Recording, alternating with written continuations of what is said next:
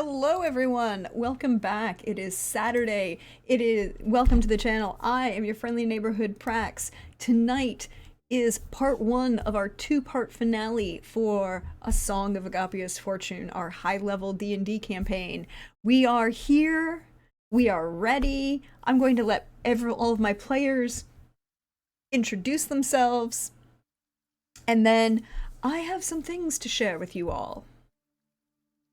Mwahahaha.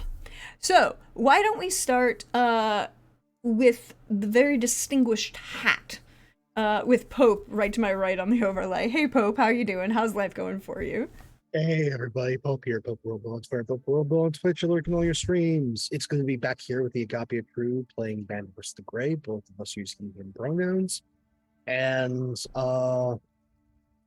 we're in Cortel. No one no one of the party is dead yet. Fingers crossed that stays that way.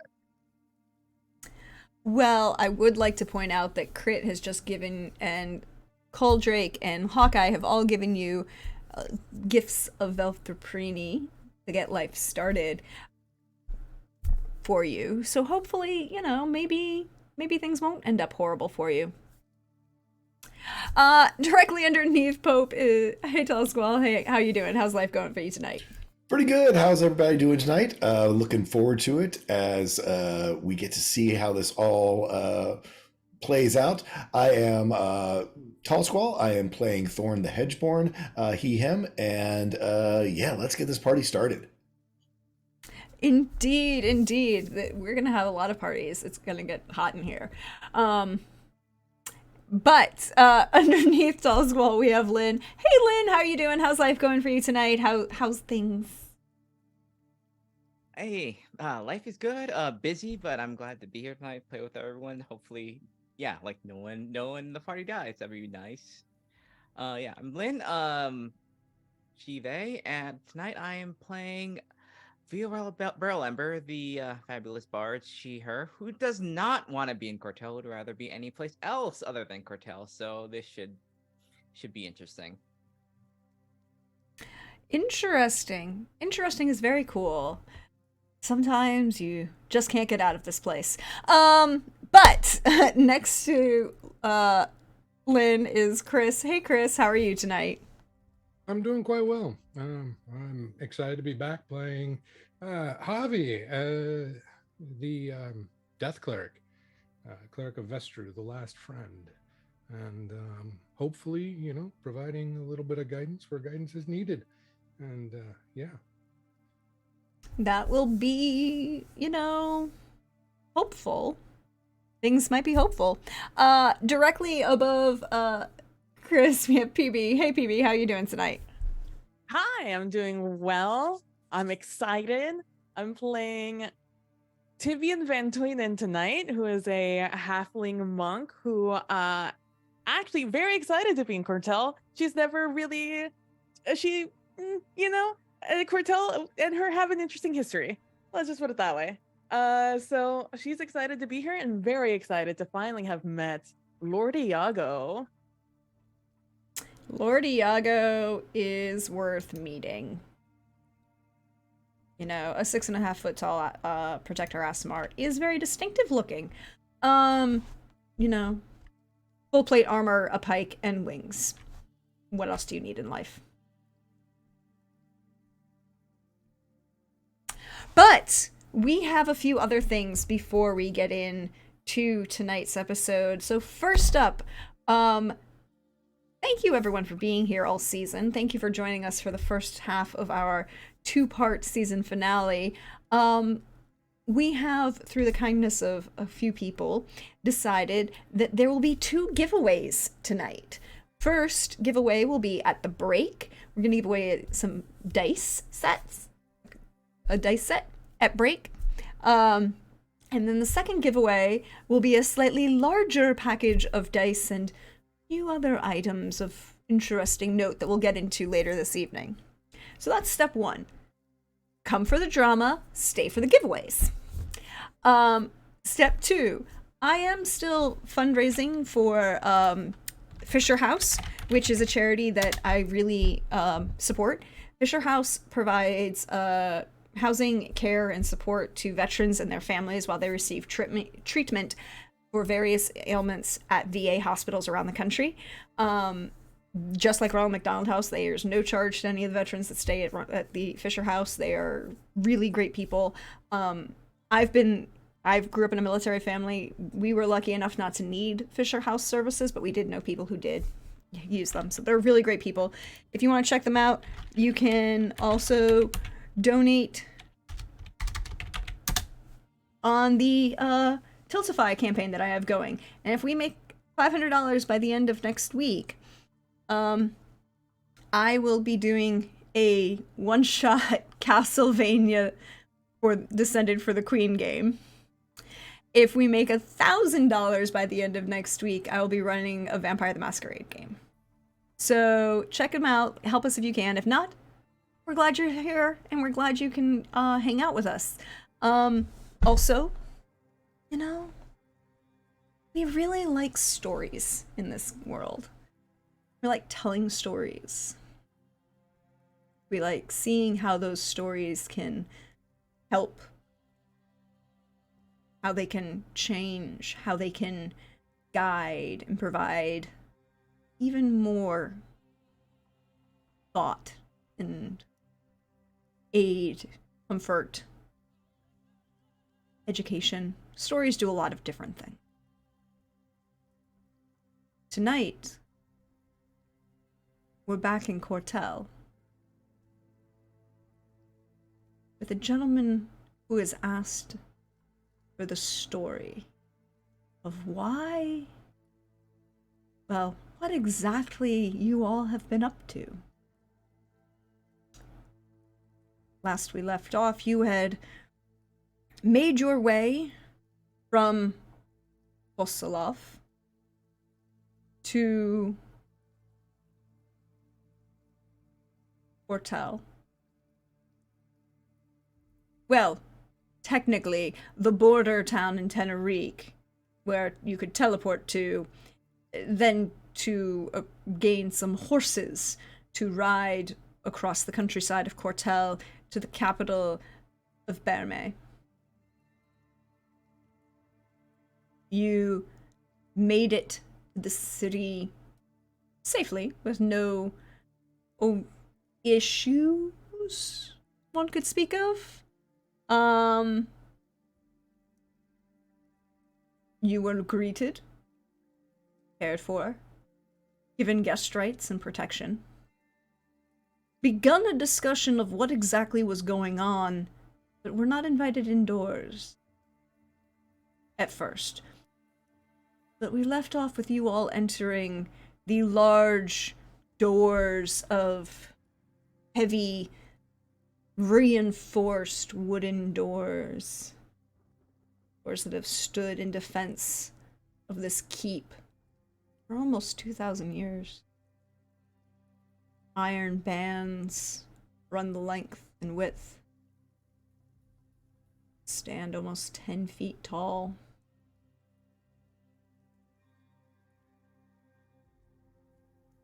The Zendari and a few others of the actual military of Cortel. Well, then again, most everyone in Cortel is a member of the military. It is compulsory military service in that country. Lead you inside, follow you and guide you inside as Lord Iago himself strides down this main hallway.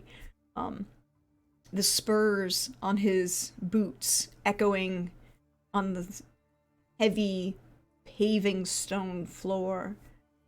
You can see the worn divots as you make your way through that heavy kind of granite and limestone where just the years and numbers of people treading across it have worn it down so that you can, pretty sure you could find the center and low point in various places. As you make your way further inside, again, it's this impression of strength and stability. This, unlike capital, the palace in Vasava, never stopped being a military installation. This is a place of defense.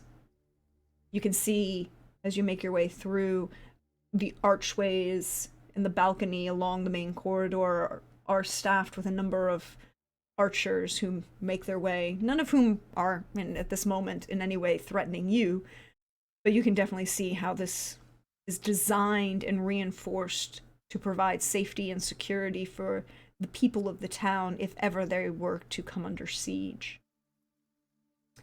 Iago leads you not, well, Bandabrus would know, not to the main throne room. Iago's never really been a big throne room kind of person. He likes to conduct most of his business either in one of the offices that he is, conference rooms really, kind of adjusted, or on his practice field.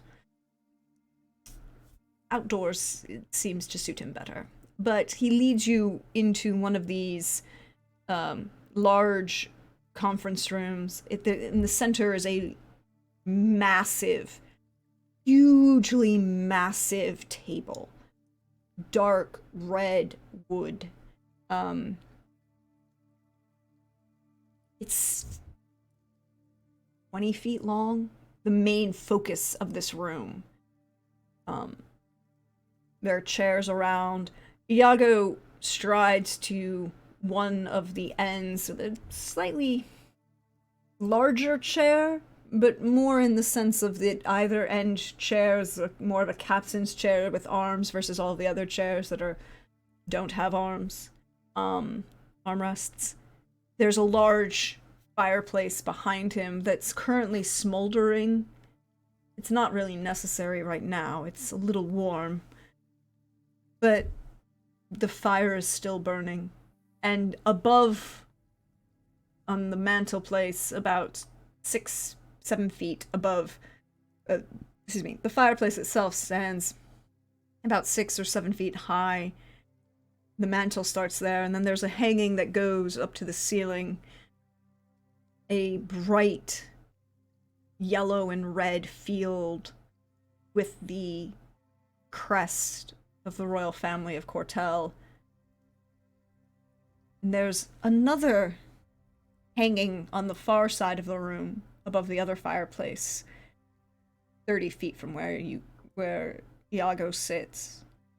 It's a very different look.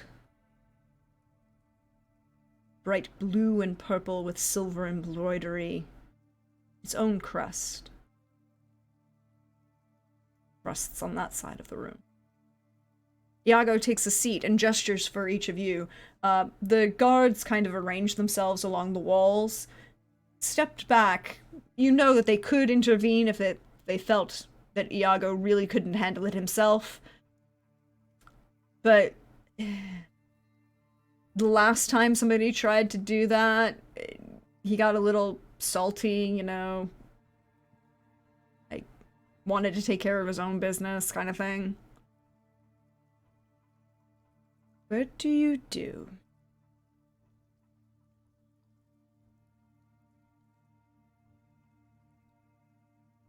Take a seat. Yes, very much guests in this place. Out of curiosity, where do you sit around this table?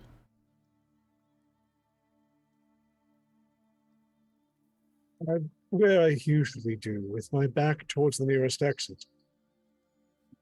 Okay, so I'm just going to do a quick little thing. Because I can, and it helps me. Seating.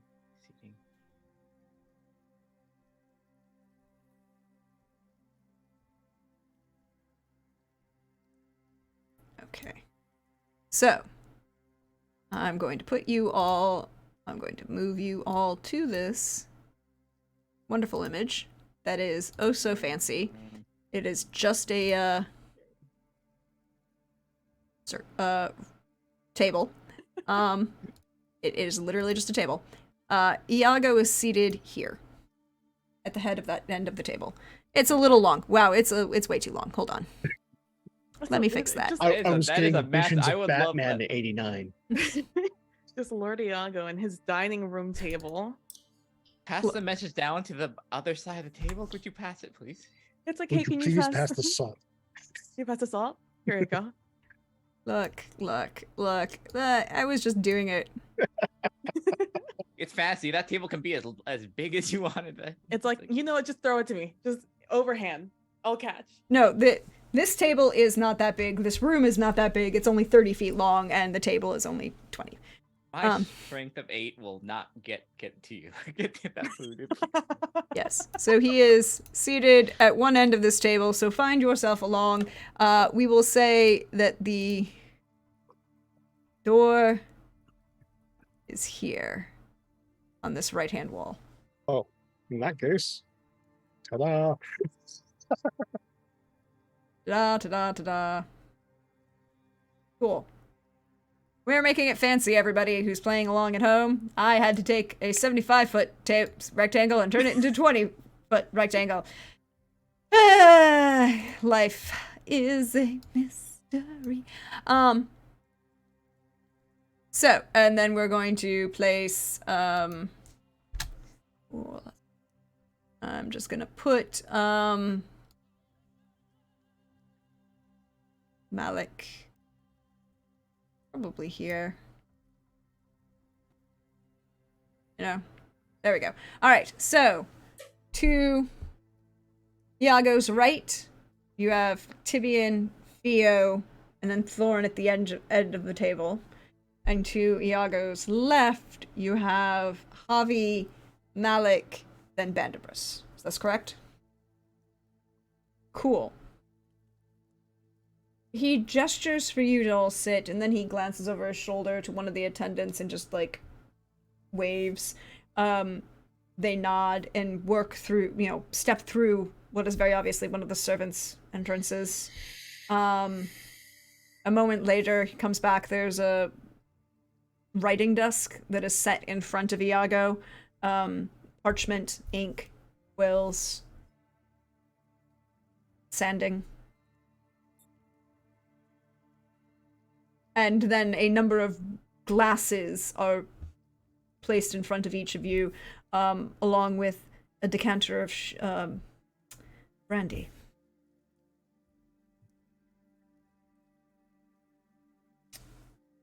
He pours a glass for himself, gestures to each of you, and then goes, "All right, now, what is actually going on? Please, and thank you."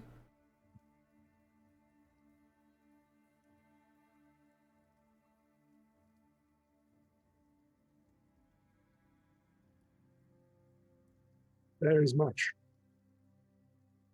Yes, you said that there's you rescued some people, there's some murder, a desecration. We're missing a member of the Zendari. Renee Zendari rescued majority of the clerics that were absconded during the party for his soon-to-be majesty. And there is rumblings from families that have ties to the destruction of old Agapia and a malevolent sword, the possibility of infernalists, necromancers, all trying to get everyone distracted and at each other's throats so they can proceed with whatever plots they have.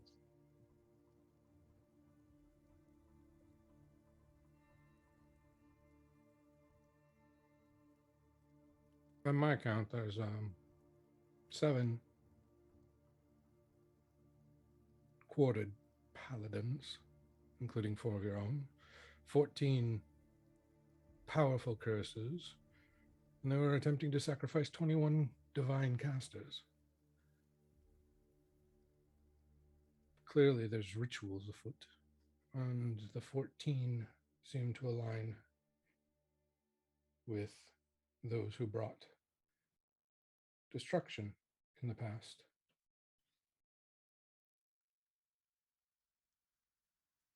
Assassins were sent. Infernal assassins, not mercenaries.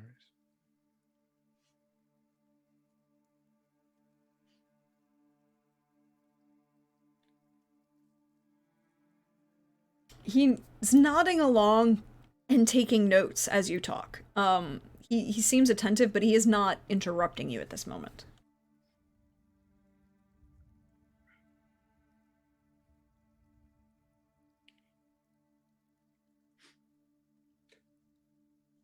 As Bandabris so aptly pointed out,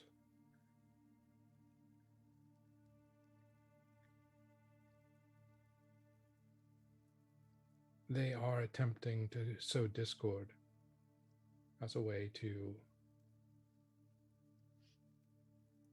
probably keep themselves from being found. Seems most likely.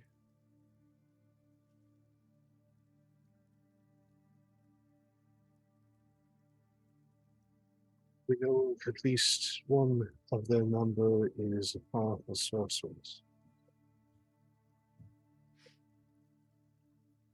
Indeed. The infiltration of the Empire is alarming, the levels at which they seem to have entrenched. And one can assume, with how far-reaching all of this is, perhaps others as well. The coordination required would have been long in the planning.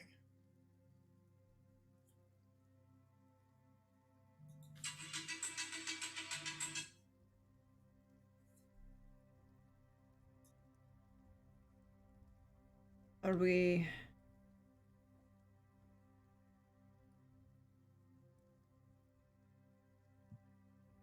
So, why am I not invading the room? Because that's exactly what they want you to do.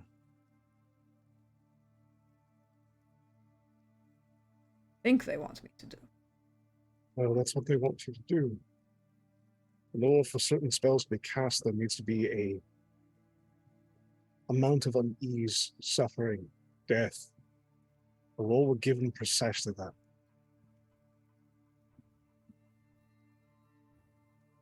Far be it from any of us to make demands upon your decision making.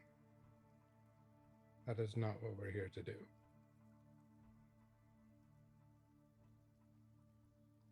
But we don't, from what Bandabris is told, and from what we have learned or know of you, we imagine that you are not someone who likes to be manipulated.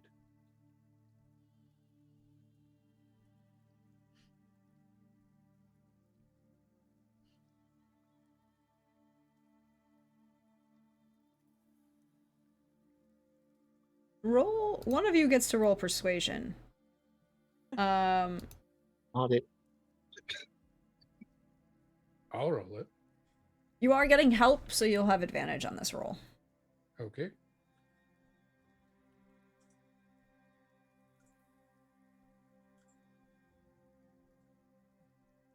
Did it go through? Not yet. Not yet. No. It was a 20 with advantage. Dirty 20. Dirty 20 it is. He kind of leans back, nods. You're not wrong.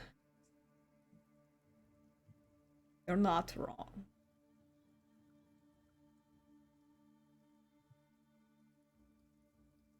He glances around at a figure in armor. They haven't removed their helm, they haven't raised their helm.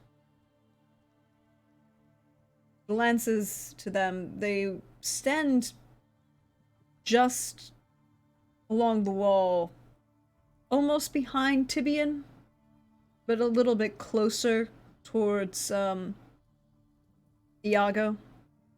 He glances at them. There seems to be some sort of just thought, motion, moment. And then he turns and gestures to the other people around the room, and all of the guard file out the door. Except for this one figure. Door closes. Iago stands. Glances to the figure. Looks to all of you. I would ask for your oath. Silence.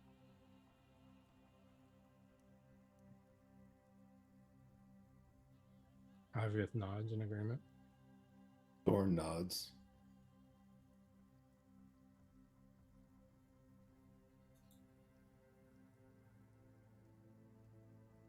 What about Tibian and Theo?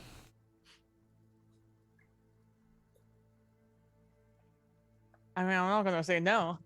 I say I swear. Yeah, I swear Well, by it. certainly I'm not going to be the last person out. So yes, I will. Oath of silence. Yes. He nods. And then he looks to you, Bandibros. You have a way to ensure we cannot be overheard by anyone? If that is your desire, I can make it happen. It is in vitally importance. Well, do something I haven't done in quite some time. Cast a spell. You have my So- permission. For now. Casting of Mordenkainen's private sanctum. Ooh, very nice. What does this look like? And just to be thorough, in case someone is going to try and dispel this, we're gonna cast it at. Yeah, we're gonna cast it at 8th level. If they're going to try and get rid of this, they're gonna have to do some work. Yeah, try hard. And as for what it looks like,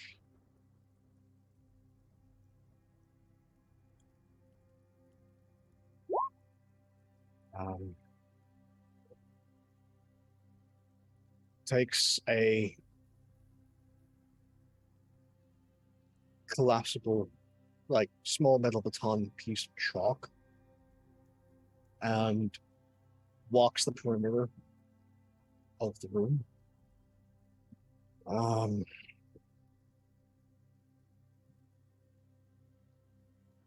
Mutters a few things, then takes a small thin sheet of lead, places it at the center of the table, a wad of cotton, mutters a few words. Both the cotton and the chalk ignite. A dance of pinks and greens before the fire snuffs out.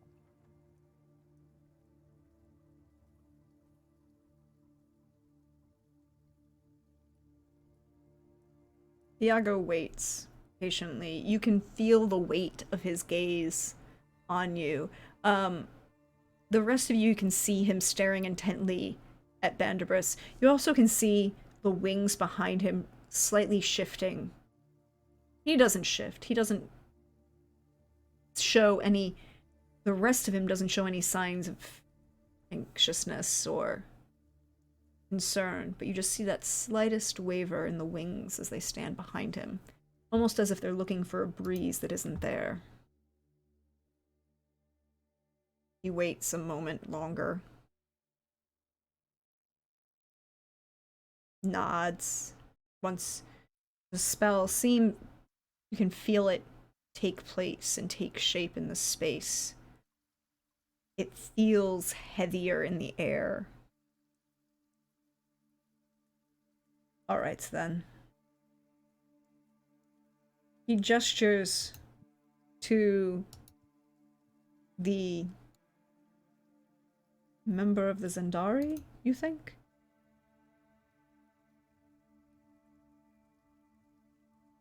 Removes his helm for the first time. And you see a young-ish looking personage.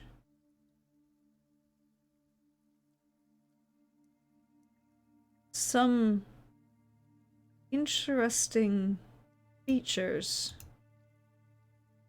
Definitely not human. He darker, more ruddy skin tone, long-ish black hair that falls to his shoulders, dark, piercing eyes that look at you.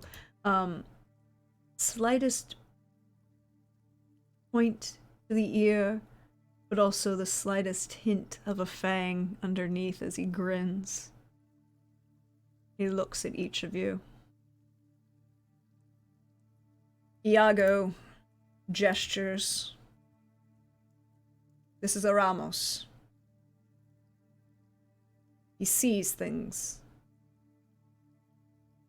He is the only one who knows where His Imperial Majesty is. This moment.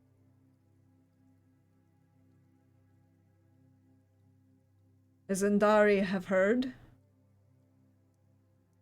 and know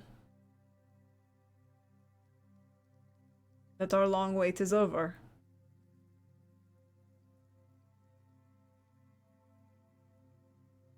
The gods are sure. And Aramos knows where His Imperial Majesty rests, or waits. So, you tell me that there are a number of people here attempting to recreate some small problems that we had on a sinking continent, and at the same time, Aramos has informed me of the safety and location of His Imperial Majesty. I have some concerns about why somebody might want 17 paladins, 4 of which are Zendari, and 21 clerics.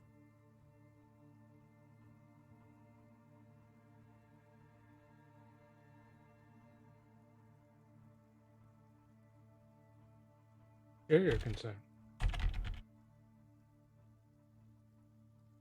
Which is why we thought it best to actually inform you of all that was going on. I appreciate that.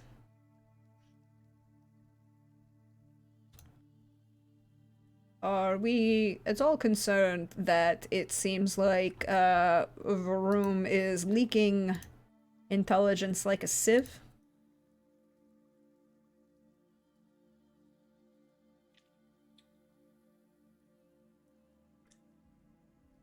It's inevitable during times of great change.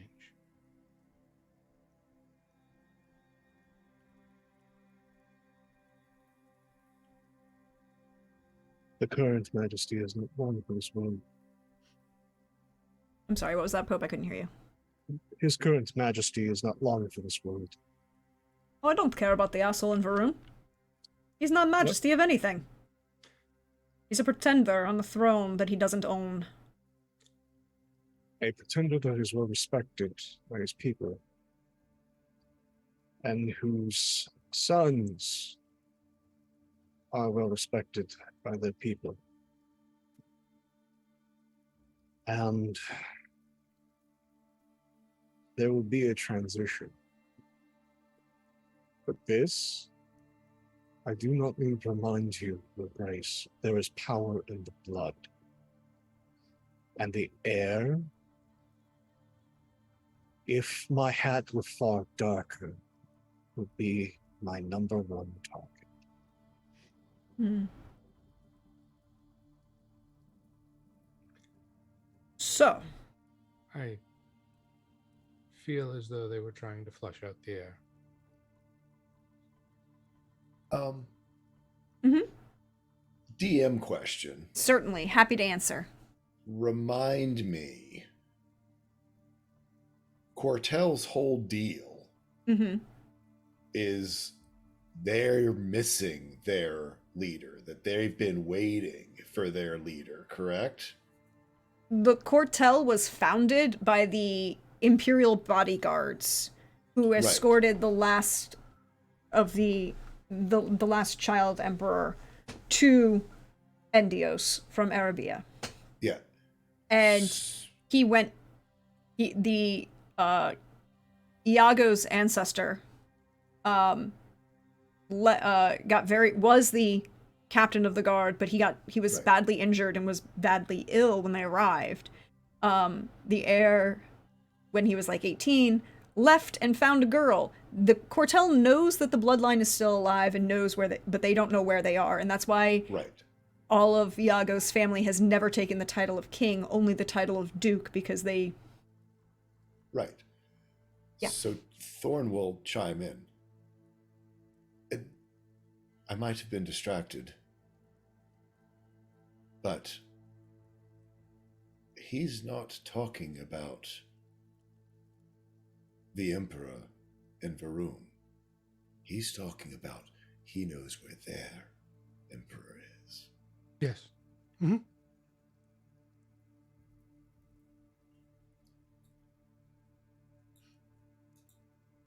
That's who they'd be trying to flesh out. Why else would you kill the crown prince? Or, You know the second in line wants nothing to do with the position. well, it's Leave a vacuum. more complicated than that. An upheaval justified by Cortel having found the heir, and the unification of the true empire would be a step along the way to bring about what the Arabians want. A unified empire for them to subvert. I would not be surprised, Thorn, if the true heir, the true emperor, would be the target of the blade. If he does not have the proper will, he could be subverted by something that powerful. To put the blade, the Vermilion blade, into an heir of the old continent, the old bloodlines, there's no telling how it would react. I mean, one of the bonds that it has to my family is because of the purity of its blood from the old continent. But the Corvamains certainly did not have the strength of blood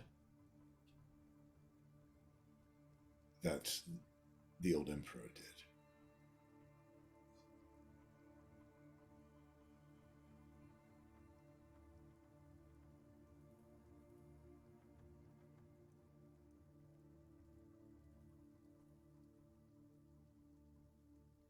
And we know that the bloodline has always been blessed.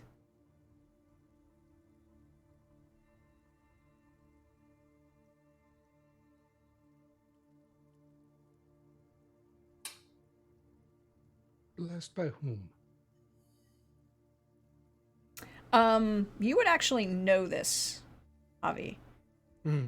you the imperial family of Arabia was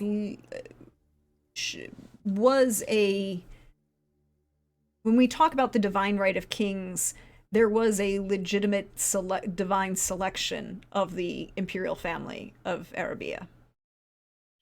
And they all took oaths to stand in defense of people and against movements of the darker forces, of the true evils of the world, demons and the like. It's why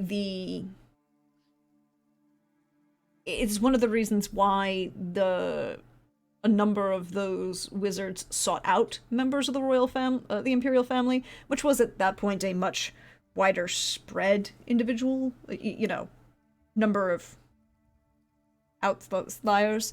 It's also why there was only the one heir that was escorted to Endios under guard, because all of the others had sworn oaths in defense of the in defense of their people and their land, and they weren't going to be forsworn by retreating.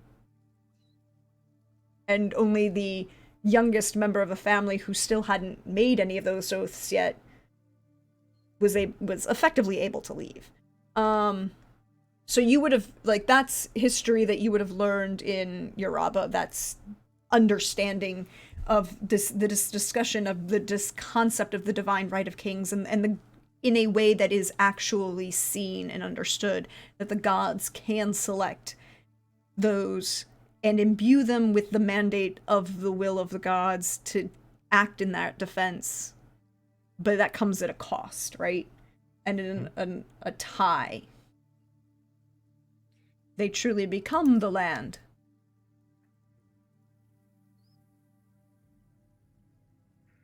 And Javi would still posit the same question as to who exactly is this heir blessed by?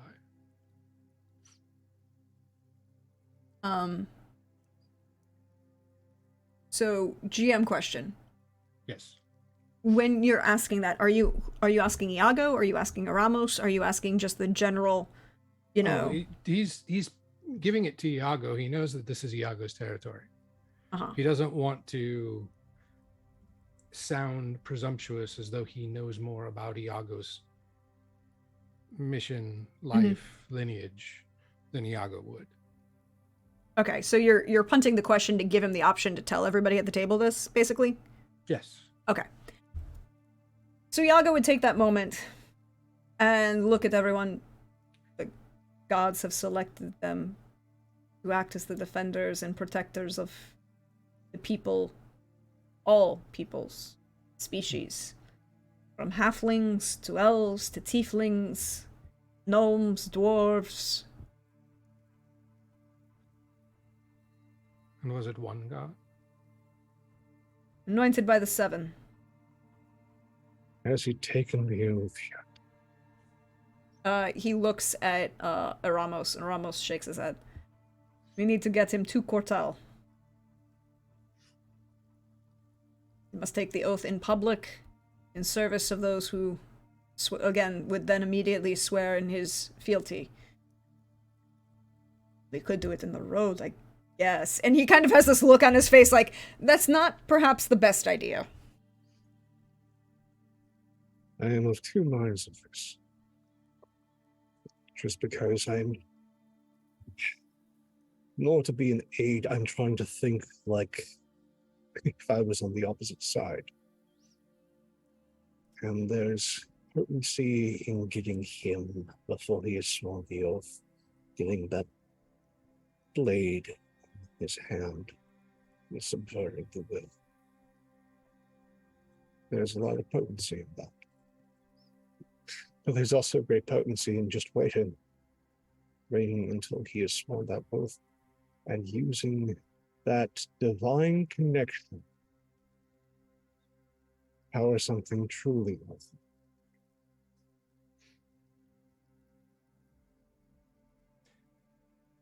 Bandabras, what do you know of divine magic?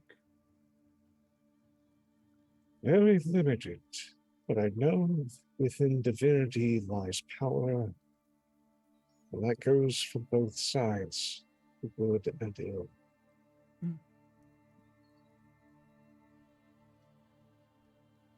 A unified power of the seven deities.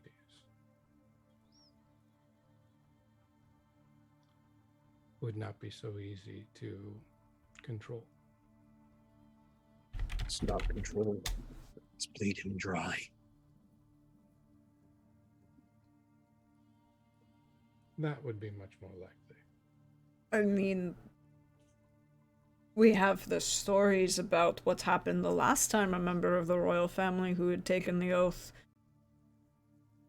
fell into the wrong hands. We lost a city then. Oh, lovely. That makes absolute sense. And then he looks at Javi as like, not one of the constellation. I apologize. I should be more clarified. I believe it was yes, the city under the mountain, home to the. Well, I think that was part of the other problem. It was home to one of the largest mithril mines in Agapia, and mithril acts as a conductor. Very large boom.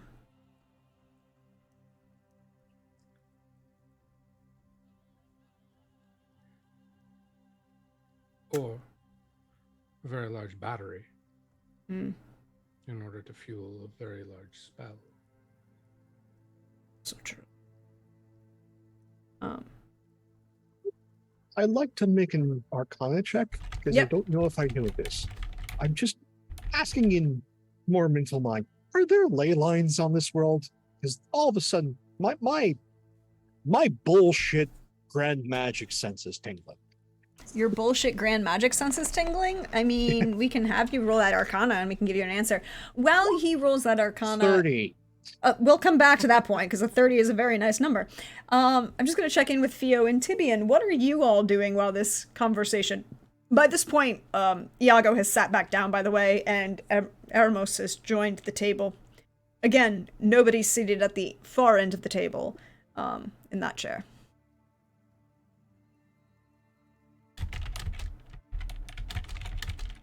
Tibian is sitting there.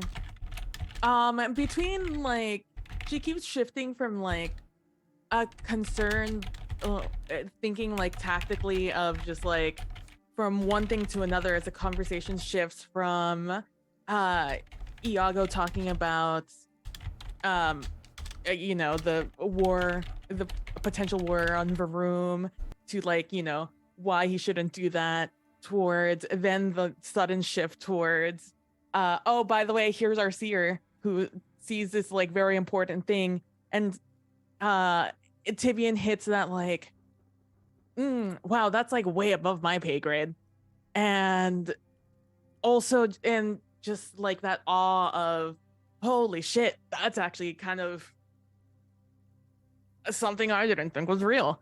Yep. And is now kind of like caught between just like wonder to grave concern. It's like really just this whiplash of like, wow, to this could be really bad, but like this is really cool, but like really bad. That's kind of where Tibian's sitting, while everyone's being just very grave about it. She's very like, this is really cool, really bad, but really cool. But she doesn't want to like ruin the mood. So she's just sitting there kind of like bouncing a little bit up and down in her chair and like trying to let that energy out in some way that's not expressing this to her best friend sitting right next to her. Theo, what you got going? We can't hear you.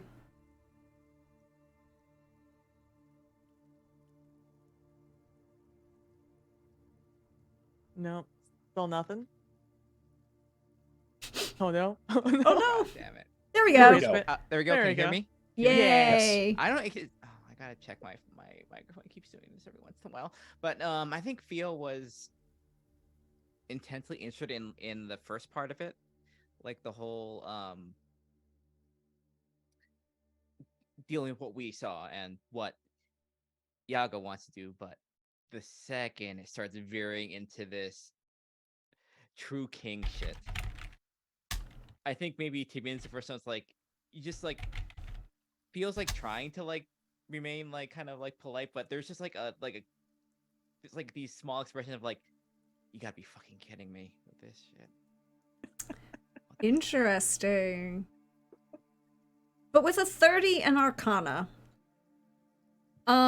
you would know that while it is considered fringe science at the Academy in Varum, there are books in Yoraba that discuss the interconnectedness of the universe, that the interconnectedness on multiple ways, how different ways in which the,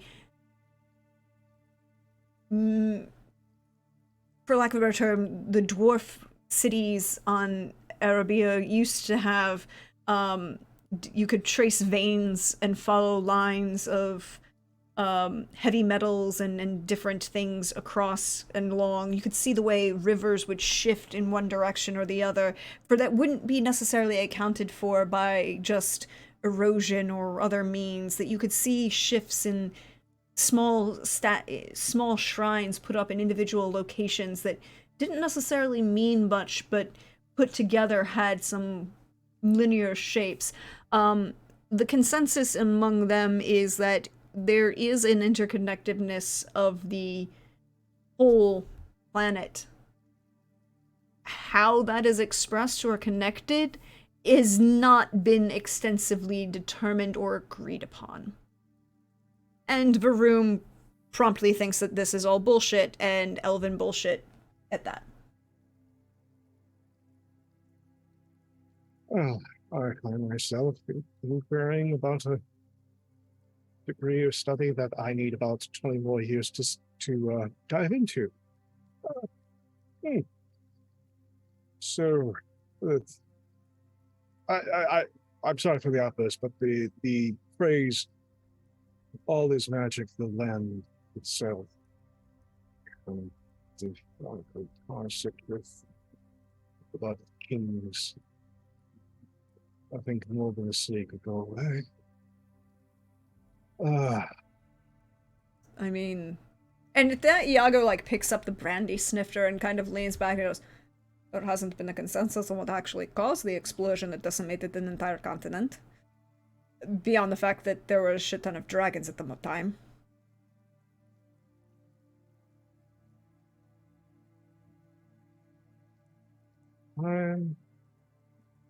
There's a lot of questions, and my brain is going very strange places. But if I could... Once he takes that oath, he needs to be guarded with every life possible. What is Zandaria for? But, and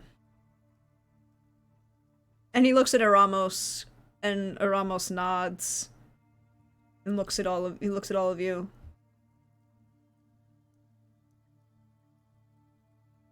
We need a distraction. And wow. Dear. Our enemy already spies upon us, no? True.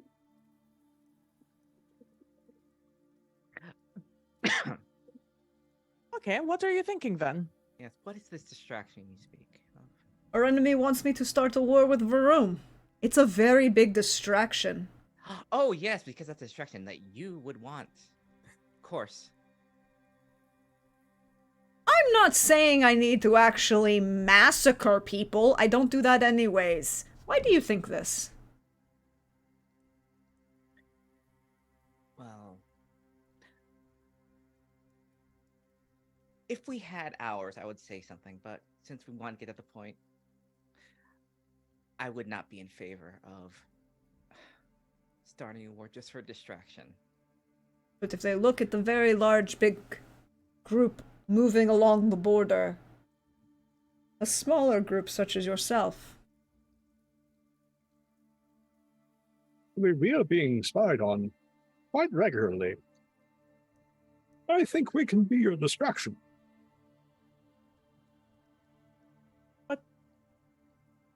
Do you want us to be the distraction? I have a terrible idea. But there is a line of inquiry that we need to shore up. That symbol and those rabble rousers in the Borderlands. We need to find them.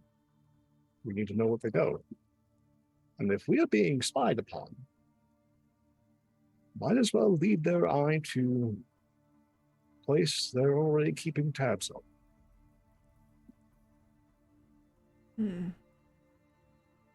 Which rebel rousers are we talking about? This is the player asking.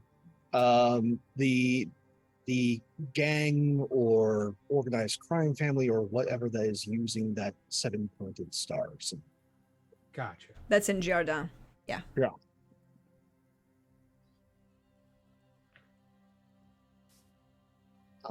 To borrow a phrase of a friend, go over there and start fucking shit up.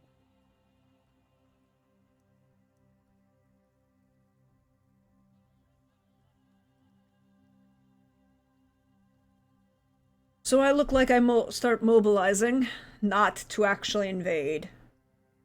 And you move into the country, perhaps looking like you're trying to prevent me from doing an action, and then our distraction looks even bigger, and someone, he kind of looks at Eremos, can get his Imperial Majesty to Barim. Erme, excuse me.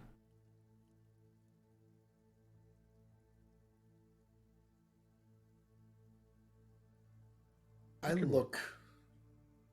Mm-hmm. Thorn looks to Theo.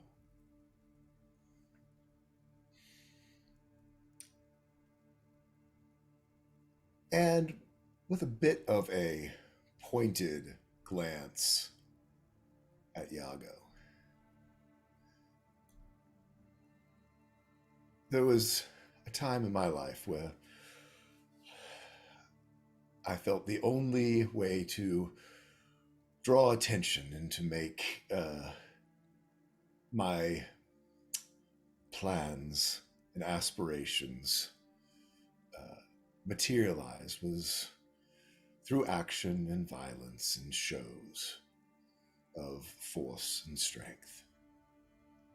I'd like to propose something different, something that might be just as much of a distraction as an imperial coronation. And Thorn looks to Theo and goes, like the rise of a new Duke and Duchess of the Southern Duchy. Theo, would you like to get married?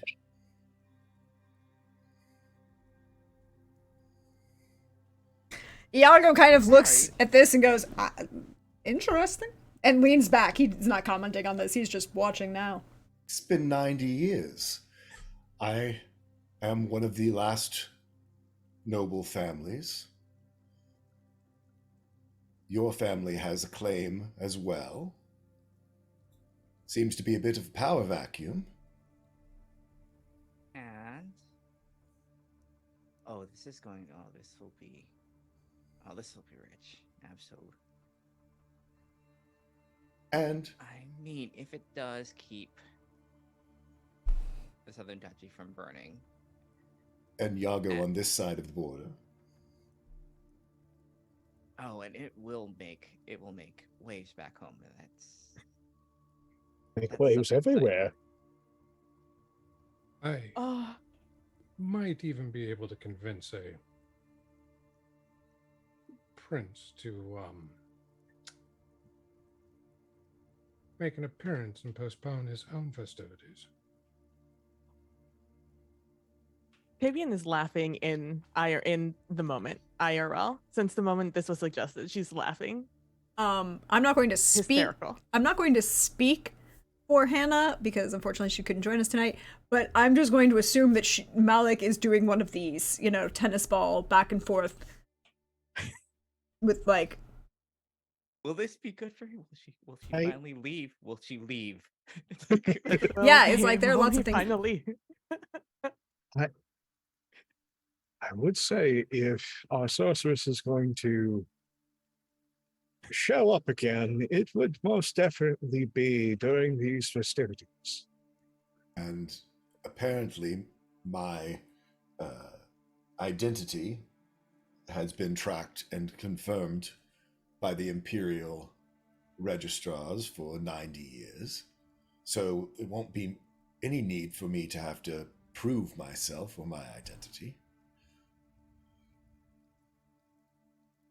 Being from one of the older families in the Southern Duchy.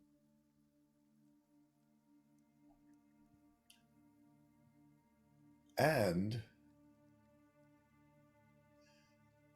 there is I would look to my friends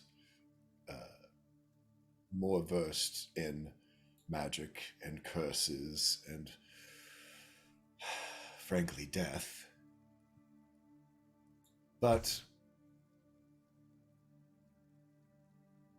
there is a part of the cursed blade that still is tied up and trapped within me.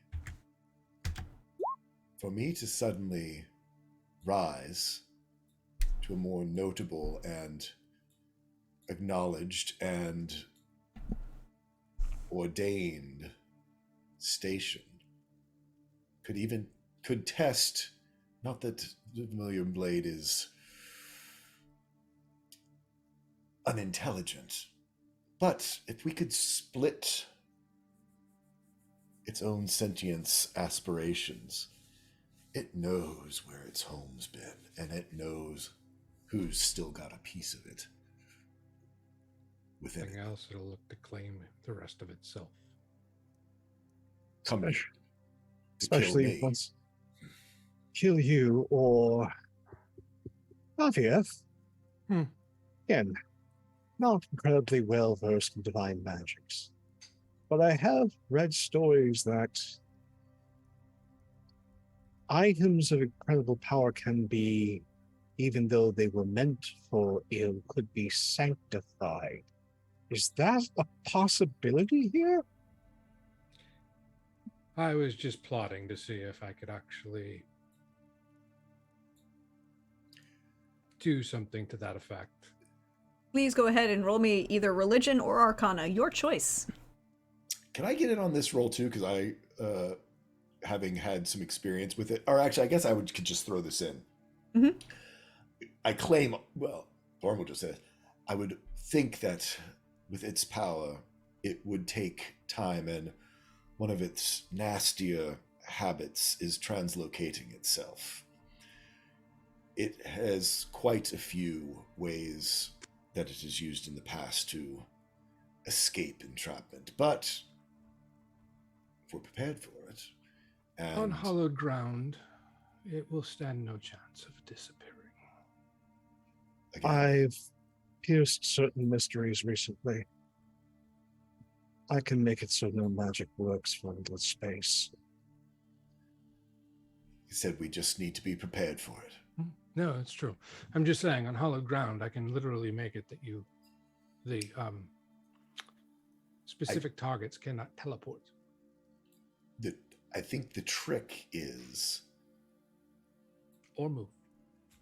I know when I wielded it, I was unable to cross hallowed ground. I don't know how you would get it in. It's quite simple.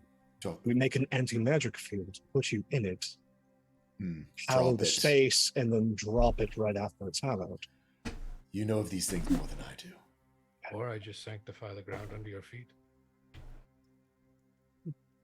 Like That I works. just, again, if it's an instantaneous something, I will leave the details to you. I'm sure I'm going to have quite a battle in my mind. It's not the most instant, but it's possible. Right, that was what I was concerned about, in the time it would take to sanctify, that it could have those instants it might need. But, again, there are smarter, more versed minds than mine. I, unfortunately, rely mainly on my oath and luck. Do not sell yourself short. You have lived this long and followed it for decades. Your insights are incredibly important in this battle. And if you're going to vie for control of this thing, what better than having someone that specializes in magic of emotions and mind close by? Ooh. I can't get And D&D Beyond to roll in there, but it's a 25 prax. 25 in religion or arcana? Just Religion. religion. It is possible to purify and sanctify arcane objects. It takes time. There is a ritual probably involved. You'd probably have to find some work and do some work background. Find an aligned one of the deities. Find an alignment that would work, that would accept it. You also know that this is almost exponentially easier if it is a regular magical object. If it has some sort of awakened or sentience to it, then it has choice. And that can be a lot harder. It's still possible, but you might end up with a little bit of a fight on your hands. As the sentience might object. Oh, is the Vermilion Blade... Oh, does it have a soul?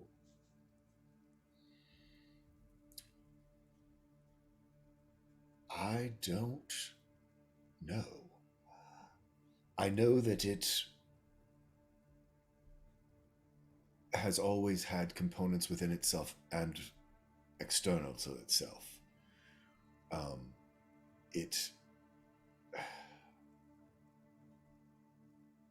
If it has a soul, my concern would be is that it's not still all in one place. I have been, while the curse in me has never been fully identified, in fear of releasing it from its current confinement, it is truly a piece of itself. It perhaps is a shattered soul. And you said that it could turn a person into what again? Undead thrall. That was much. I know only from the visions that it fed to me, and that were revealed through the light of Faste Titu, of what they really were. It was promising power and strength, but in reality it was not just even those horrors we fought at the coronation, a being that incorporated the corpses of its fallen enemies into itself and stole their power. So you became an amalgam, not only of just flesh, but of their own learnings and skills and attunements. Whoever you struck down you stole not only their flesh, but, and I can't say whether you stole their soul, but you certainly stole whatever power resided within that flesh. Strength, skill, cunning, magic.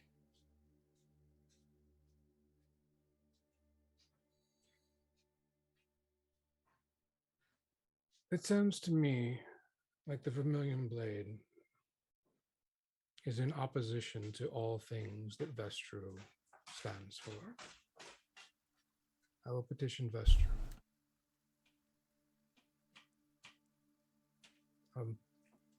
Items such as that should not exist, for it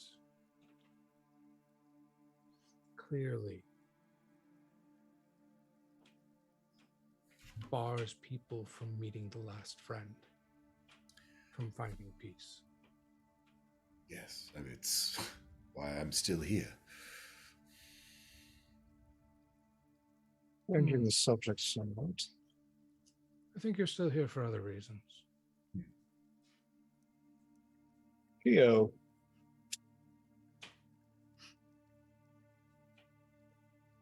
if this wedding is what the two of you wish, and it will provide an amazing spectacle. I believe you're the one most versed on the etiquette and promotion thereof amongst those gathered here. What do you want us to do? Well, I believe I can take care of most of it, but the promotion stuff is more than easy enough for all of us to do fairly quickly. Getting everybody like whipped up and focus on it, incredibly easy. What you're doing is going to be the hard part, dealing with what is attracted to it. It's going to be the hard part.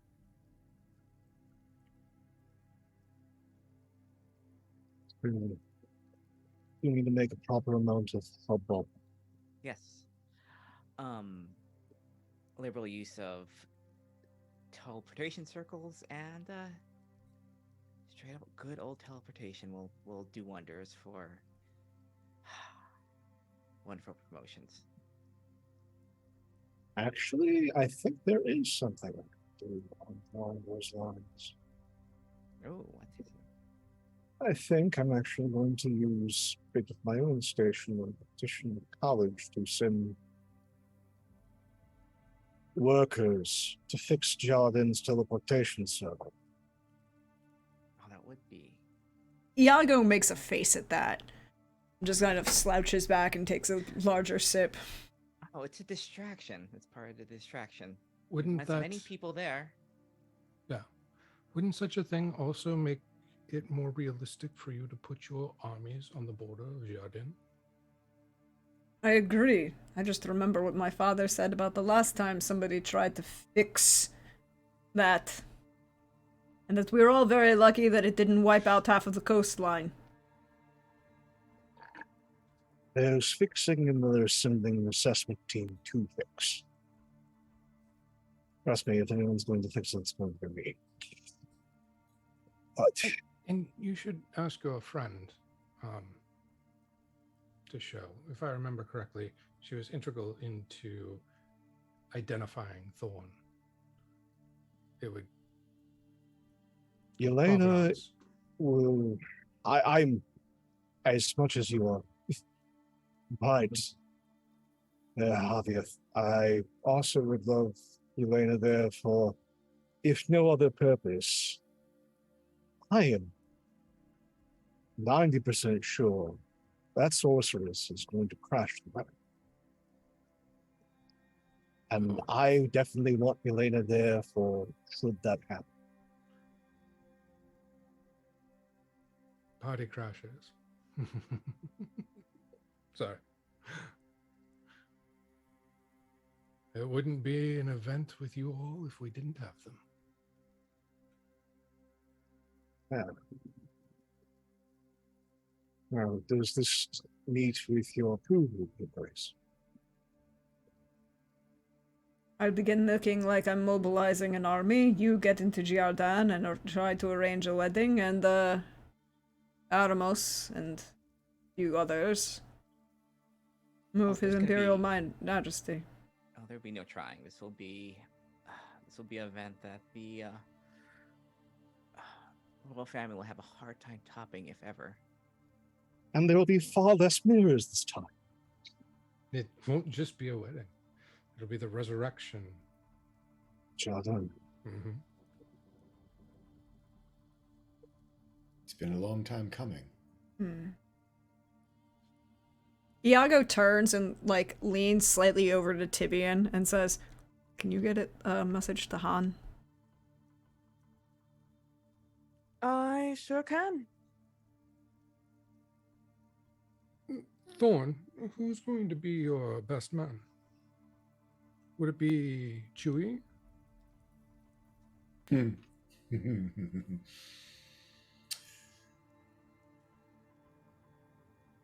Well,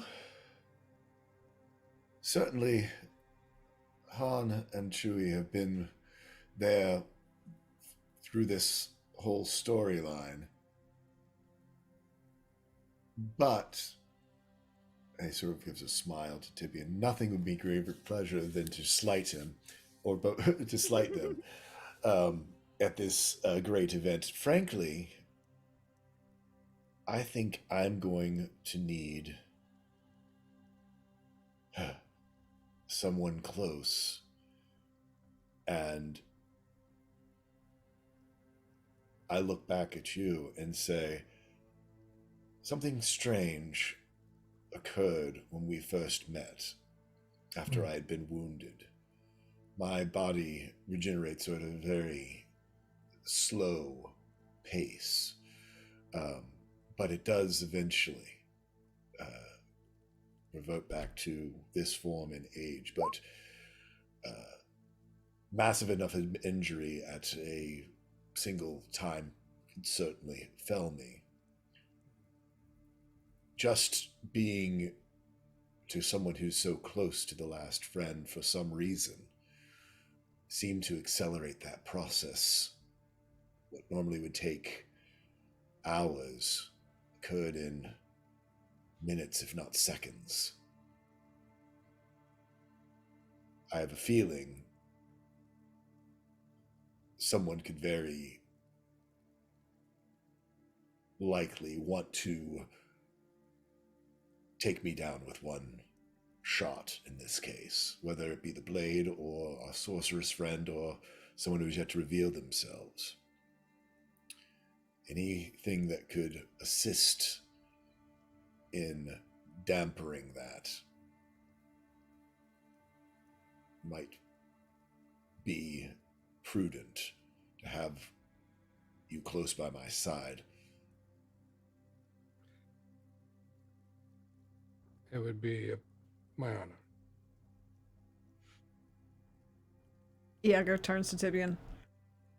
I want you to tell Han I'm putting 20 on the wedding taking place without a problem, and 120 for this being the giant shit show and possibly fire raining from the sky. That is a good bet. I need some money back from him also. I figured, So, we should eat something because this is going to be a really long week. And he just kind of knocks on the table, and the sound echoes outward and reverbs off this heavy wooden table, off of the stone walls. And as we go to... No one can hear outside this room. No, but you can still hear it. Oh yeah, he can't. He looks around and he goes, fuck. And then he looks at Aram. He looks up, he gets up, goes, opens the door, sticks his head out, is like, we're going to need a lot of food to absorb a shit ton of alcohol. Also, probably more alcohol, and closes the door. And as he walks back to his seat, and we go to break. The camera pans the table as you're all sitting there, leading to this far fireplace with this other pennant hanging above it.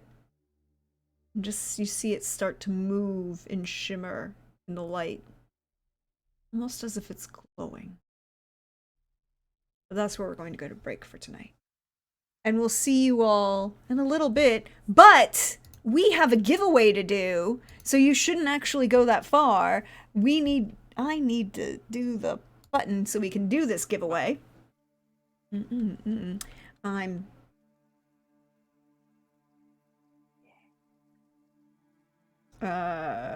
okay. Why is this not? Okay. Here we go. There we go. Dice! For the dice gods. And we're going to set it for 10 minutes because that is how long break is going to be.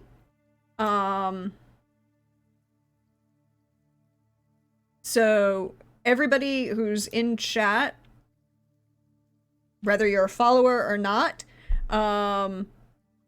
should be able to just theoretically everybody should work for this.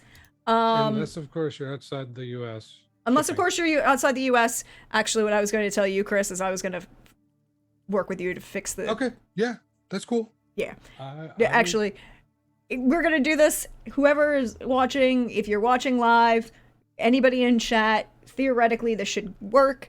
And it'll run for 10 minutes, and then we'll draw a winner. Just need to be in chat and probably type something, from my understanding, as long as this works. And we'll see you in about 10 minutes, everybody.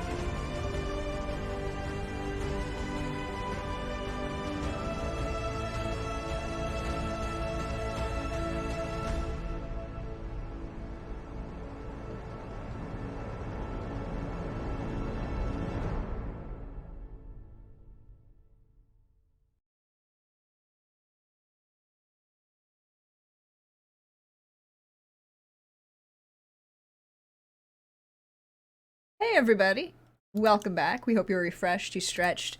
And apparently 2 people entered the giveaway, so it's a 50-50. We're gonna pick a winner. Yay, Hawkeye, you won! Congratulations! Go ahead and you can send me a DM, either on Discord or on Twitch, with your shipping address, and we'll get those out to you in the near future.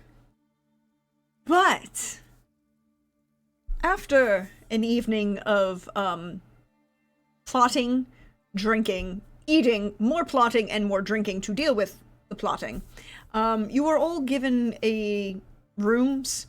They are not as ostentatious or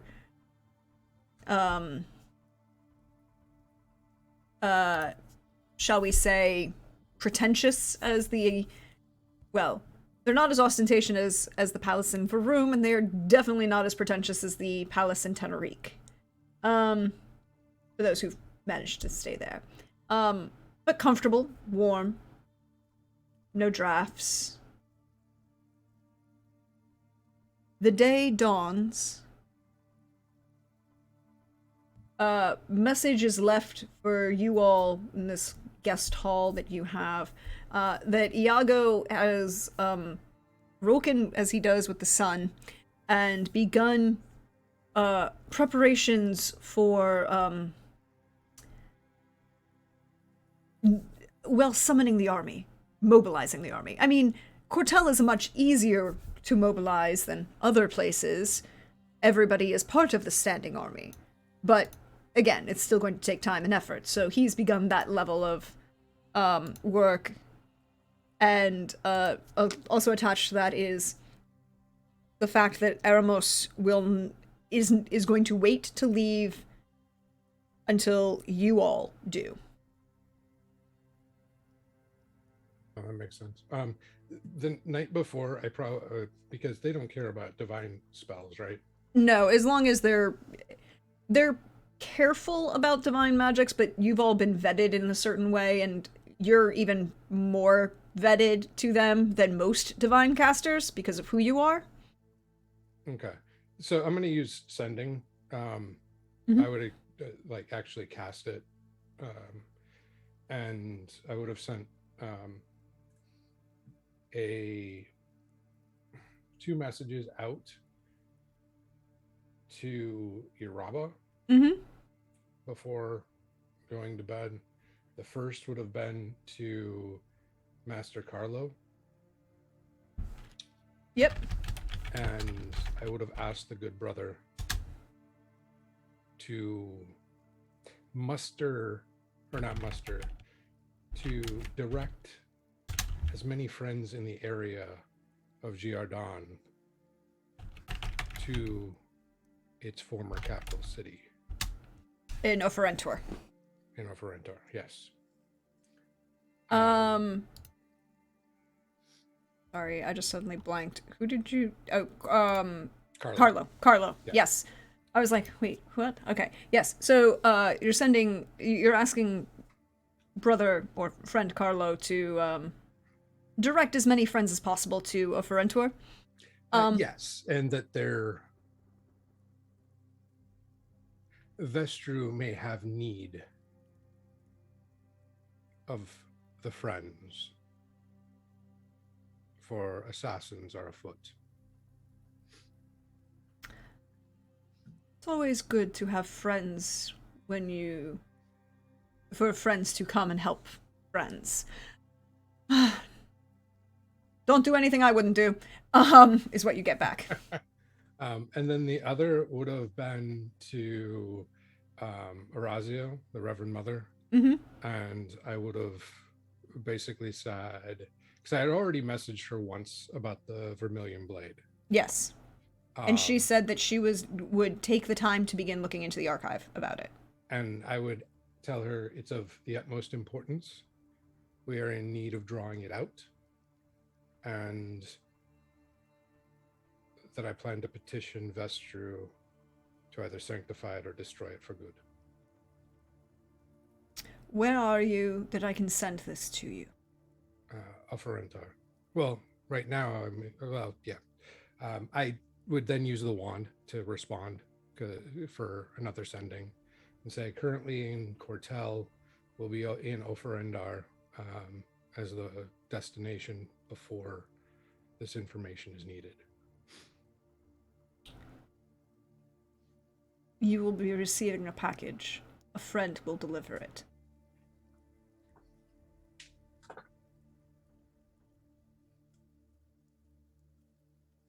And then I will say lots of prayers to Vestru and have as many conversations with them throughout the night. Mm-hmm. Could you just roll me religion, please? Yeah. Literally an entire night of prayer. 24. Thank you. Just needed to know that for me. Thanks, I really appreciate it. So you will have a sense of peace by the end of the night. That you are moving into perhaps something that could be useful and helpful. We'll see. But as the day dawns and you receive this message about where Iago actually is, where are the rest of you go? What are you doing? What is your plan? Where are y'all going? After this much drinking, there is but one thing one can have in the morning to recover. So, ham must be cooked, sourdough must be toasted, there must be eggs, and there must be cinnamon, brown sugar, and apples. Because one just drank the inordinate amount of wine with the Duke of Cortel. Breakfast must be had. I mean, that's fair. I find it quite amusing how pushy about food Bandibris gets when he drinks, especially his penchant for ham. Ham is safe, it is cured, it is tasty. It's very interesting that Bandibris is much more interested in in-depth foods in the morning after he drinks versus normal where he just wants to have oatmeal. Right? You have to be spry in the morning if you're going to be casting. If you have drunk, that you are not going far, and if you are, I pity. But we should check in on Tibian and Theo. What are you doing this morning? Did you have a bachelorette party? Oh, not here. Not here. I mean, we'll have a private one. No, the real bachelorette party is gonna be once we can, do magic and people aren't mean about it. For using, yeah. Okay, that makes sense. Yeah. I definitely. So one of Tivian's bucket list items is she's always wanted to be in like a what do you call it, like not really a fighting pit but like train with some of the fighters in Cortel because they are very experienced. Oh, yes, they are. Some of the best fighters out there.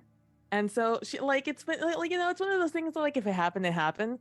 She wasn't gonna force the issue, but when in Rome. So last night before they went to bed, she asked one of the closest guards, I'm feeling really antsy after all of this sitting around and doing plans. Is there a location in which the guards get around, or some of the more fighting of you gets weapons or bare knuckle? We've got both. Bare knuckle? Come on, my little friend, I have a place to show you. And the guard who's speaking, and I'm blanking on, what did I call them? I have them written down in my own book. Where did I put them? In the Cortel notes? No, it's not in the Cortel notes. In this notes. No, that notes either. He is not the member of the Zendari. He's a member of the actual army. Yes. of Cortel. The and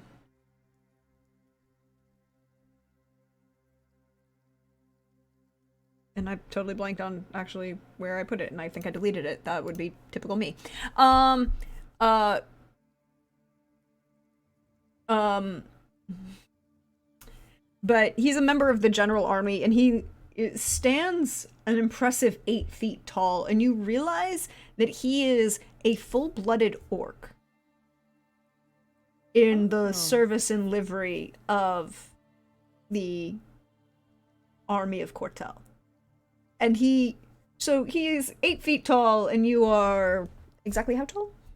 I think 3'8", 3'9".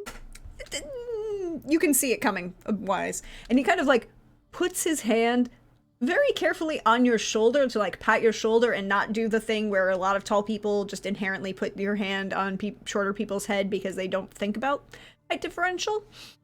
And yeah, that's been a thing. But he's very attentive to this, and he leads you out, around, back through the barracks into what probably was at one point a storeroom. And you can see that it's a little bit larger. Maybe it was an older armory, but there's sawdust on the floor and a little bit of rope that's been made into like a ring and laid out. And no weapons, no armor, tap out or shove out. Also, the betting table's over there. You're more than welcome, little friend. I am so excited. Yes. And I will scurry on over to the betting table and definitely, like, I don't know, put like 100 gold on whomsoever is in. That looks pretty cool. Mm-hmm. And you know, the first few, like, she'll sit around to kind of get like the vibe of like how they how like the rules of engagement are in here. And then she'll definitely jump in very enthusiastically. Just roll me 3 athletics checks just to see how your night goes. Get him. Athletics checks. Oof. Can I do acrobatic? You can do acrobatics or whichever attack, you know, make an unarmed attack. Where's that? Make 3 unarmed attacks. Okay. Just to see how your night goes. Oh. Okay. So the first fight is a little bit, you know, you're kind of feeling your way and feeling how things go, and it's a friendly kind of match. You don't win, but you're not horrible. You don't like get horribly decimated either. The second and third, later in the evening, you're kind of finding your stride, and some of the other champions are also fighting as well, and you can kind of, you do well, you impress people. There's some money changes hands. You end up winning a decent amount of money. And you end up also with a very positive vibe of the people that are here that seem to like you. And you kind of get the impression that the army itself, not the Zendari or the nobles or this level up here, but the general working day-to-day standing army, they're good folk. And you have impressed them, which is not easy to do, and that might be to your benefit as a member of the Council of Sakel.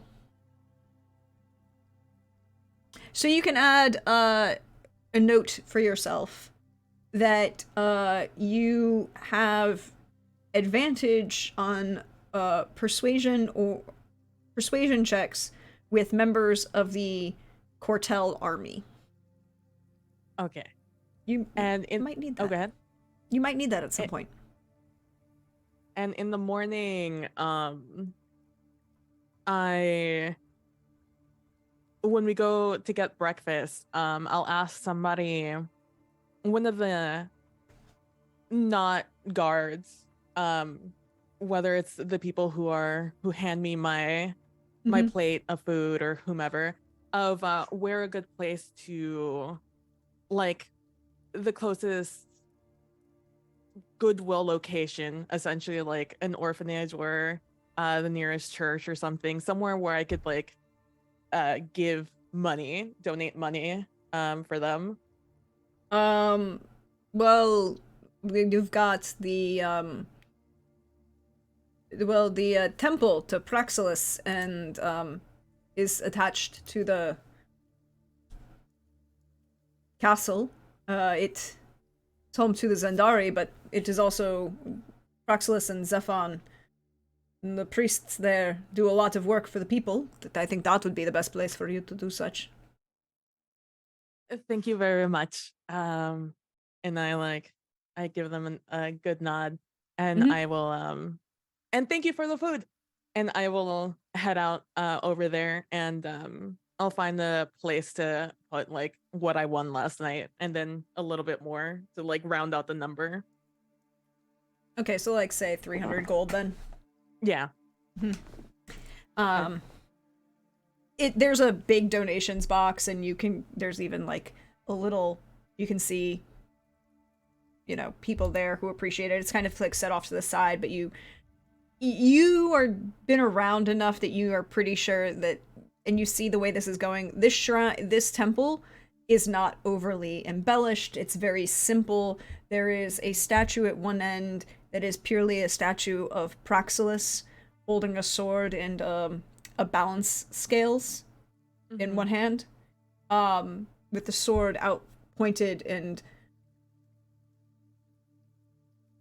it's all I can think of right now in my head is so in Italy this week, in Sicily this week, today, it's also the feast of San Michele Saint Michael the Archangel, and there's a very famous statue of Saint Michael as he stands there with a sword lit pointed out at the kind of like slightly across the body, pointed out towards the viewer, holding a shield and raised in defense. And picture that kind of very large statue, and that kind of impression is what you get of Praxilus in this moment.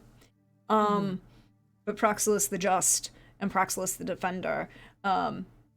Most of these Zendari make oaths to Praxilus, although some makes oaths to Zephon as well. And yeah, no fuss, no muss. I will just go in. I will maneuver my way to be able to deposit the money in the box, and wave at anybody who like notices me. But again, I don't make any fuss about it, and I'll make my way back while eating my breakfast. Theo, Theo's moving out. Theo's moving up. Theo got engaged last night. Yes. So, my question is, how long are you spending in Cortel? Because you have to get back to Oferentor to start planning this wedding. Yes. Oh, I think almost immediately, I think. Depending on what the group's doing. But I think, yes, she wants to get someplace. She wants to use sending the second that she can. Use every spell slot that links in messages. People. And what I think the night, I think maybe like when we're like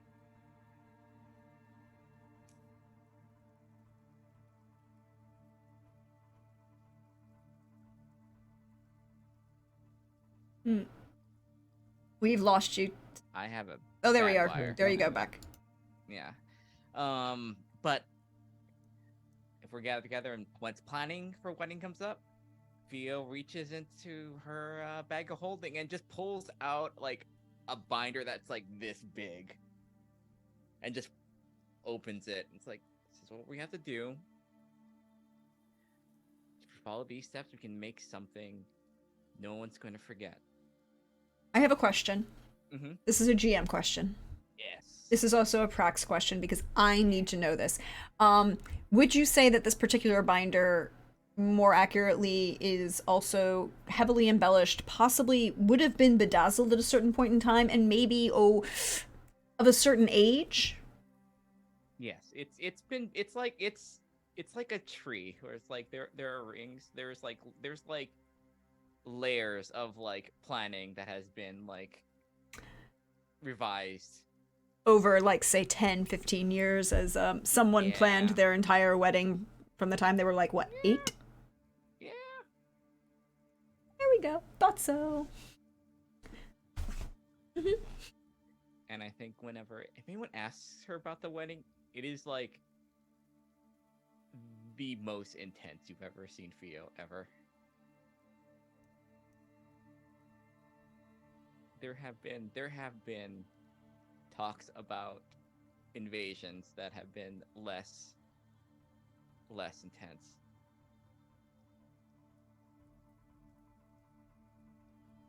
Oh, Uh, I'm afraid to ask, what are we going to do about the guest list? oh, I have it right here. I- All here. I- You keep it updated just in case, so you have the list I- ready to go. I'm searching for a specific name. Whose name are you looking for on this list? Viral the Protector. Oh, I think Viral would be on that list, right? Mm-hmm. Raul will be on that, yeah. Okay, just making sure. All right. Viral, and did you also? I'm assuming you've also included his wife. Of course. I mean, yes, this is going to be partially Bardfest like 2, so like or like a little satellite thing of the festival. So of course they're coming. They're invited. Thorn, your political marriage is about to become an arts festival. Enjoy! Thorn expects nothing less. This is going to be I- a spectacle no matter. I didn't know you were being wedded at the Edinburgh Fringe, but okay. Ooh, no. Theo's much better than that, and it's probably not Fringe. You know, the It's the Edinburgh con. Fringe is the largest international arts festival on Earth. Yeah, but she's getting married at con. That level of pretension. Yes. There's Also fashion. They're massive, yeah. We're But we're yes, mashing I up could the see it. best parts of a lot of places in this continent in one place for like a period of I don't know, like 5 days. Mhm. This is a marathon of This events. is a This is a week-long marathon. festival. Yeah. What Thorn, what are you doing this morning? Thorn knows better than to get at all involved in that. So actually, We got roped into it for like a good like amount of time and like This was your idea. I'm thinking last night for sure. yeah. But after finally escaping to his room, Thorn sits down on the floor again, as he had done back in Varoom, with the shield there in front of him, and lights this single candle in front of it, rest of the room dark. And when he reaches out his hand, which has these tattoos on them, that normally would manifest into Reap as a weapon, lays that hand upon the shield of the Watchful Heart, and these vines sort of grow around it as symbolizing his connection to Fasti Tattoo, the shield being of Velthorpini. And he stares into it, and not into his own face in the reflection,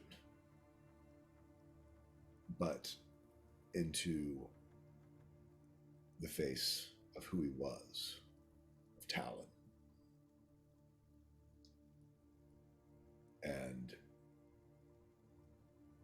has to take some time, that this person who he had laid to rest, who he no longer truly wanted to be, is now someone who he must become again. And probably doesn't sleep, probably through the night, just mentally churning through those emotions, and I would say even in a way the sacrifice that Thorn is making of his identity and his personhood to now once again carry the title of Talon Corvermain. I'm not going to say that it is he's not unhappy about it, but I think there is a grief and a mourning that he is going through. The level of change can bring that level of unsettledness, mourning what was, what gave you comfort for those 90 years. Now having to put on the mantle and responsibilities, memories that go with being Alan Corverman. I mean, truly to wear that name again. But you don't sleep here. No, he does not. So Thorn has a level of exhaustion in the morning. Mm-hmm.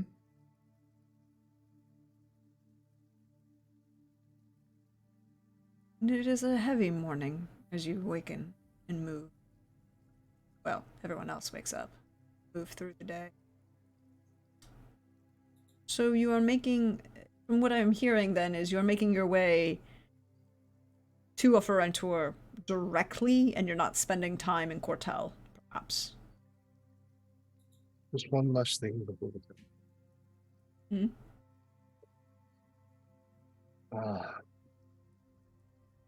I go to the shrine the Zendari use. The Temple of Praxilus next door, where Tibian made a sizable donation to their women's and children and orphans, widows and orphans funds. Excuse me. I go up to the statue.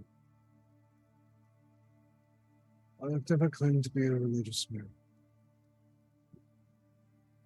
But she was yours. I do not promise vengeance. I am not good at that. But by her name, I will see justice. But my way. Roll me a religion, please, as you make this oath in front of the god. Praxilus, the defender. Praxilus, the just. 16. 16? God of vengeance, war, justice.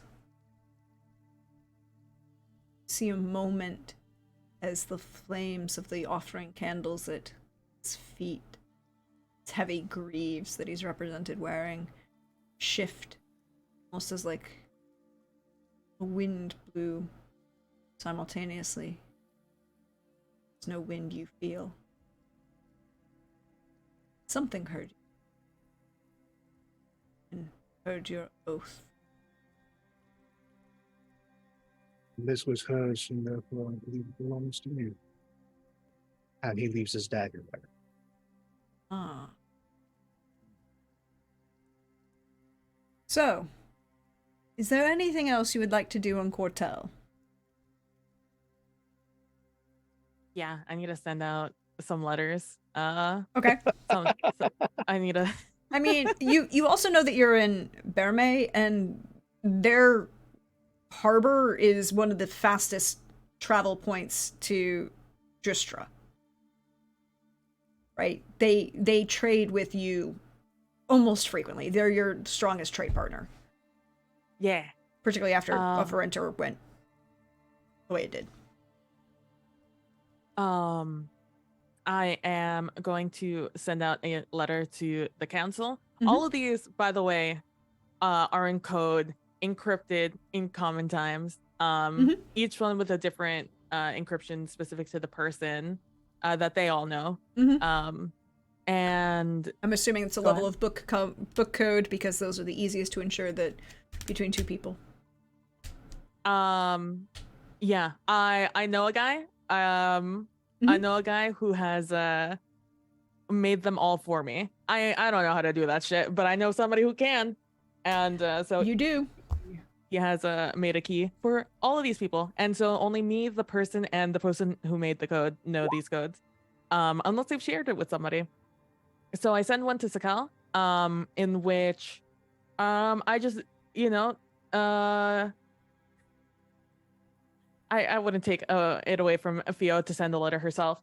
I say that things are going well with me, and that just maybe like don't hang out around the room, like close to like the coast. Like maybe let's like chill and get the ones that like are crossing, because things are not going to be good in the room soon. And Cortel's cool. Everyone in Cortel is cool. Like, no worries about them. I know things are going to be worrying. Don't worry about it. And then I'm going to send a letter to Han. And this one takes me a little bit longer to write. Not because it's a long message, but because Han's specific code is obnoxiously long on purpose. And so I send one, writing down telling him about the wedding, writing down the bet, and telling him not to worry about like the army on the border. Just the Han worry, not like the it's going to be dangerous worry. And I write one to Chewie saying something similar, but also placing a specific bet with him about whether or not Han is going to get in a fight before or after the actual fight starts. And then I am going to send a letter off to I'm going to try and get one to our druid friend, Vanderbrust's druid friend, whose name I can't remember right now. Darius. A message out to Darius, just to see like, hey, what's up? Things have been crazy. Where are you? Smile. And then see if, someone can find him. And then I send out a message that's going to go to the Gadala halflings up there. And I'm going to, it is going to be just a warning. Not a warning, but like be careful. Bad things are coming. You guys are capable. You know what you're doing. If you can, get the safety. If you want to. I'm not going to tell you how to live your life, but be careful. And then some to the bards in some of my bard friend down in the bard territory. Durakan. And I'm going to say, can't wait to see you. There's gonna be a great party. It's gonna be great. Haven't seen you in like a decade. We should catch up. And one to Pilter just separately from the one from the Sakal Council, just being like, hey, I hope you're doing well. I hope the negotiations about the teleportation circle are going well. Don't push yourself. you were just gravely injured, and tell, I don't remember their names. Tell that old couple I'm not gonna be able to officiate their wedding. Little busy. Thanks for telling them. Bye. And that's going to be that message. Yep. I can see it. So, then we could perhaps say that you make your way out of Cortel to Offerentor? Unless there's some other reason you wish to remain in Cortel. Now, you... Would Hmm? leave that to the bride to decide. Oh, we're going. So, once you cross the border out of Cortel, are you going to continue by horse to Offerentor? No. No. We are teleporting the instant we are like across that border. Miss this shit.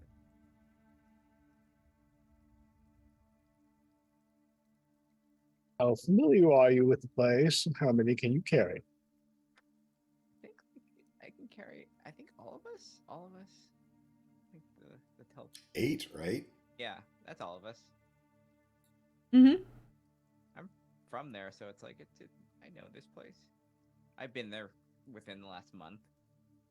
So, you're using teleport or teleportation? Or teleportation Teleport, circle? Teleport. There's not a circle that's active there, right? Yeah. There is not a there's circle no that is circle, active there. Yeah, let's just, yeah. I have things, I think a souvenir. Probably joy. I mean, you grew up there, so Yeah, I grew up it there, is a yeah. familiar location. Yeah. It is a, it is very familiar. I do need you to roll a D100, however. Okay. D100. 47. The spell goes off without a hitch. You feel this moment as you cast it of, like you're wading through a heavy current for an instant, but it's there and gone, and the spell doesn't have any effect or problem. There we go, we're back home. Where are Is- you going, I should ask the next Is question. Malik with us? Malik is currently Fox stayed with us. That's what I mean. Like, did Malik arrive this time when we Malik's teleported? just seething. Is Malik seething? Malik is currently seething and is very much staying to the side. We'll come back to that.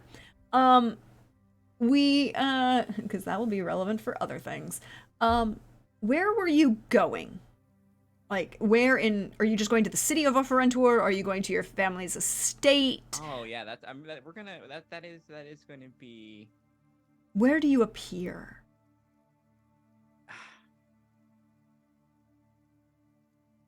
She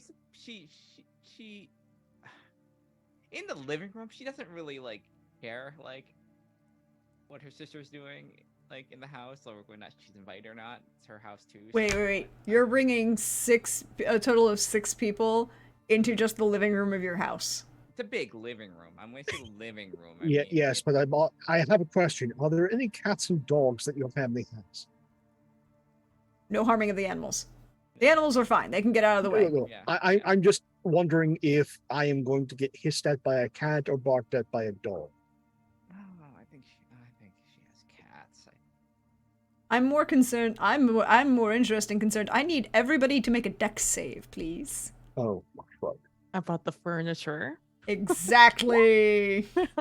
Dirty 20. Is this a deck save? Hold Yep, on. dex save. I mean, what? yours is obscene. Yeah.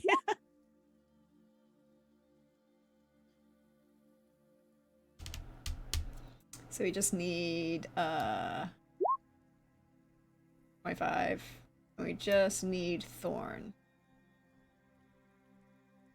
Sorry, for some reason it rolled in D&D Beyond instead of. Oh, okay. Yeah, rolling, it's been a whatever. little- So I have a 25. Okay. So all of you appear not in or on the furniture.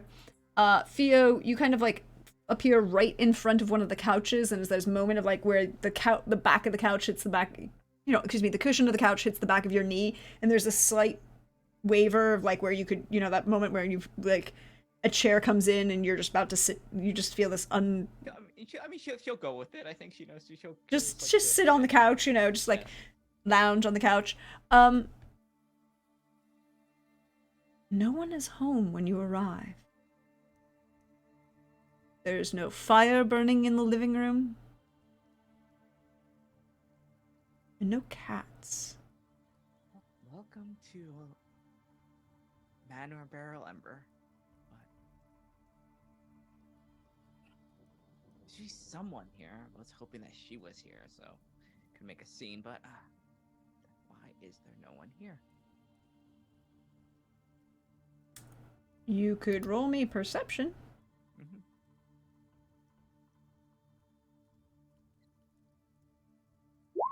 16.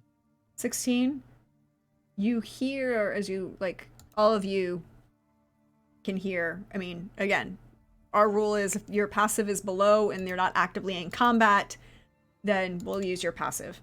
Passive's about there anyways. Yeah, your passive is an 18, so it's about the same. You hear rain, heavy storm, as it pounds outside, knocking the windows, the roof. There's scent in the air. Citrus? But there's no scent of... Well, there's no sounds in the house at the moment.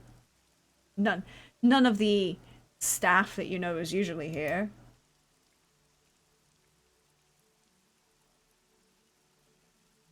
Not your sister.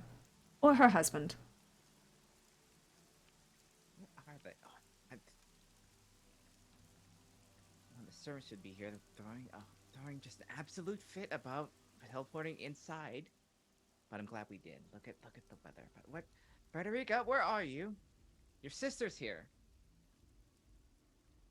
Your voice echoes across the stone of the floors. Intricate quasi-mosaic flooring. More of an inlay per se, but it's, a stone inlay. They be on a holiday or something. Never on holiday.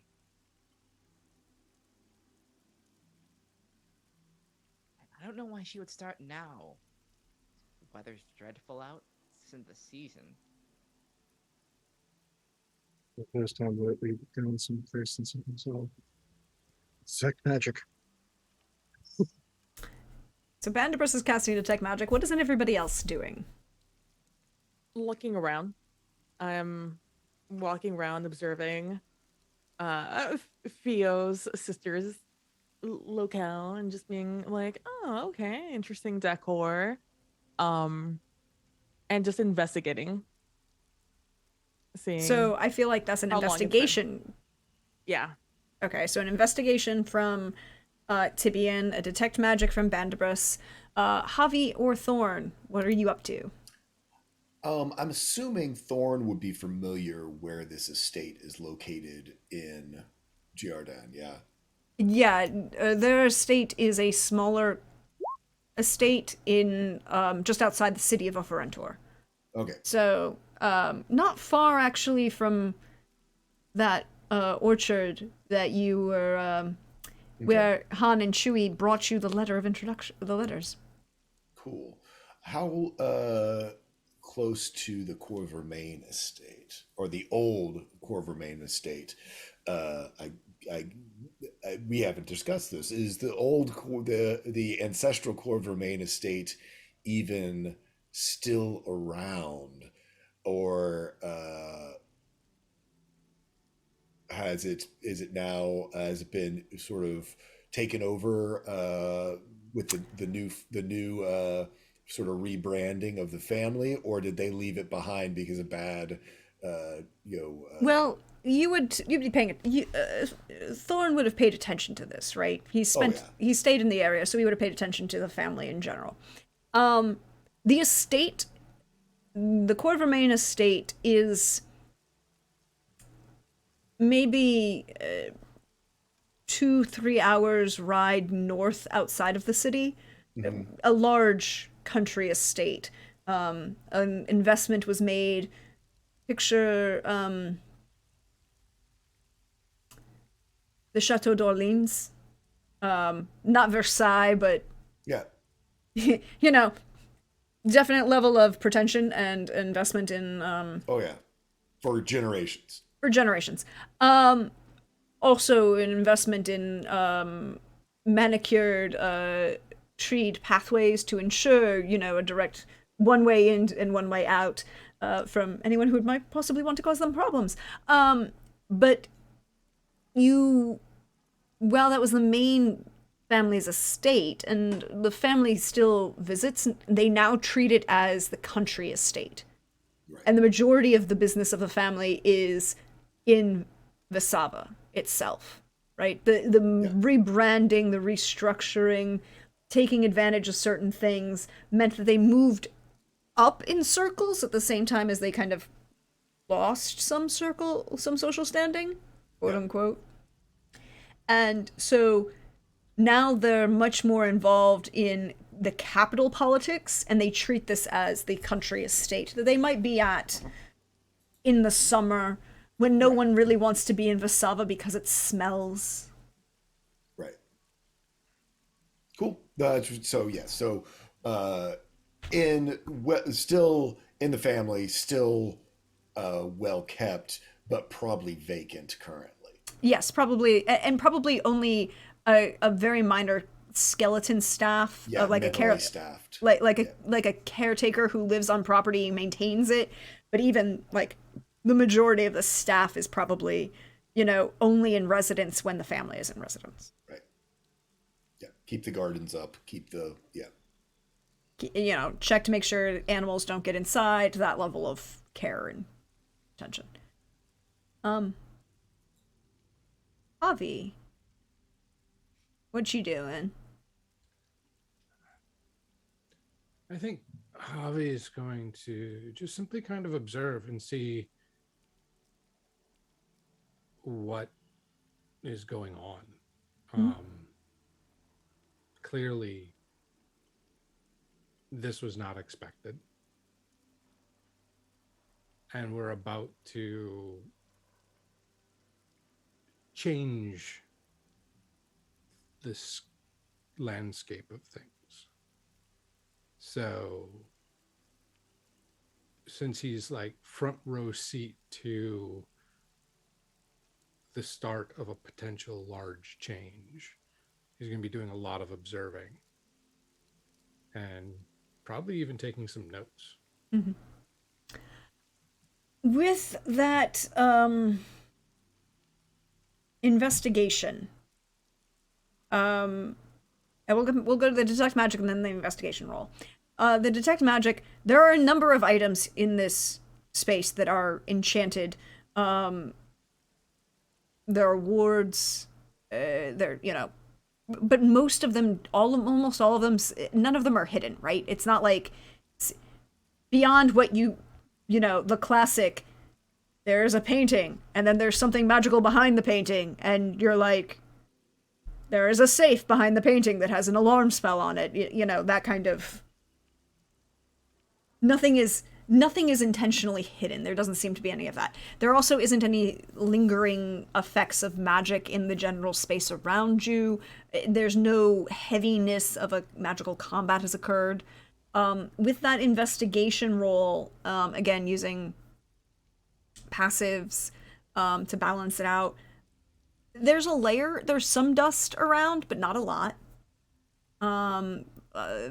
The fireplace itself is cold, actually cold to the touch, which means it hasn't been lit in at least 48 hours. You don't hear or see any cats But then again, cats, so who knows? Yes, but at the same place that has cats smells of cat. Fair. Let me rephrase that. You don't see any of them currently. There's a lingering sensation of cat having been there, but you don't see any currently. Do you leave this living room to do your investigation, Tibian?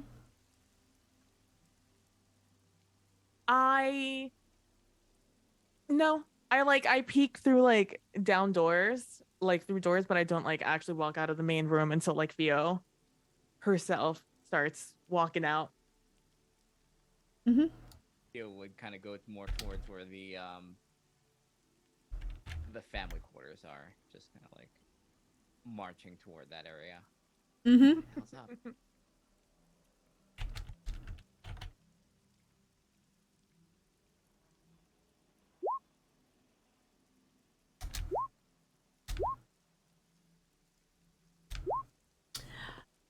As you make your way through, with a passive of 18, you kind of look out one of these windows. Your family invested a lot of money, although some of it was saved because you had a close personal friend in Tenerique who could help them get some glass for these windows. Very close personal friend. And as you look out, just kind of looking around, looking for people, you can see movement. Just like someone's trying to duck under the windowsill, not to be seen inside the window from the window. Outside.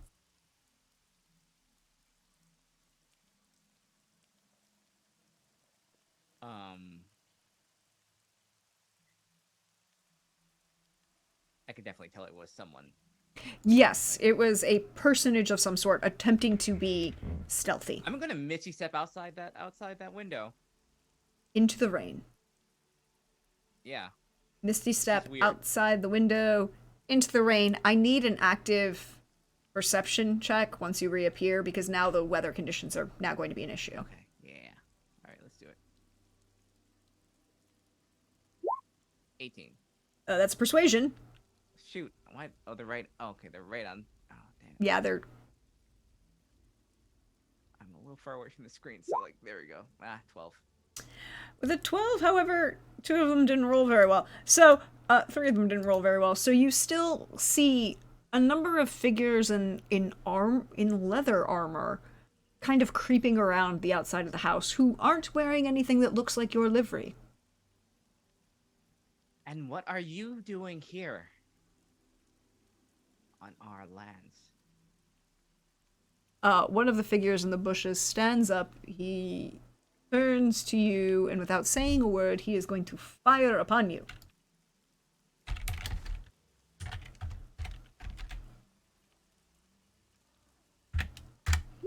For 23. Yeah, that with, hits. With the crossbow. Yeah. Yay! He's gonna hit you with a crossbow. Hold on, I just lost the freaking crossbow. Stat.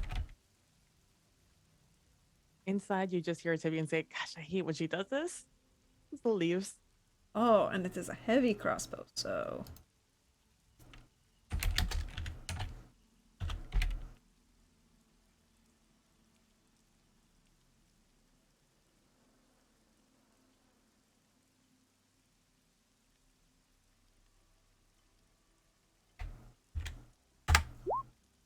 Aw, only 3 points of damage as this bolt pierces the shoulder of your outfit. And now we're in combat, so I need to change the music and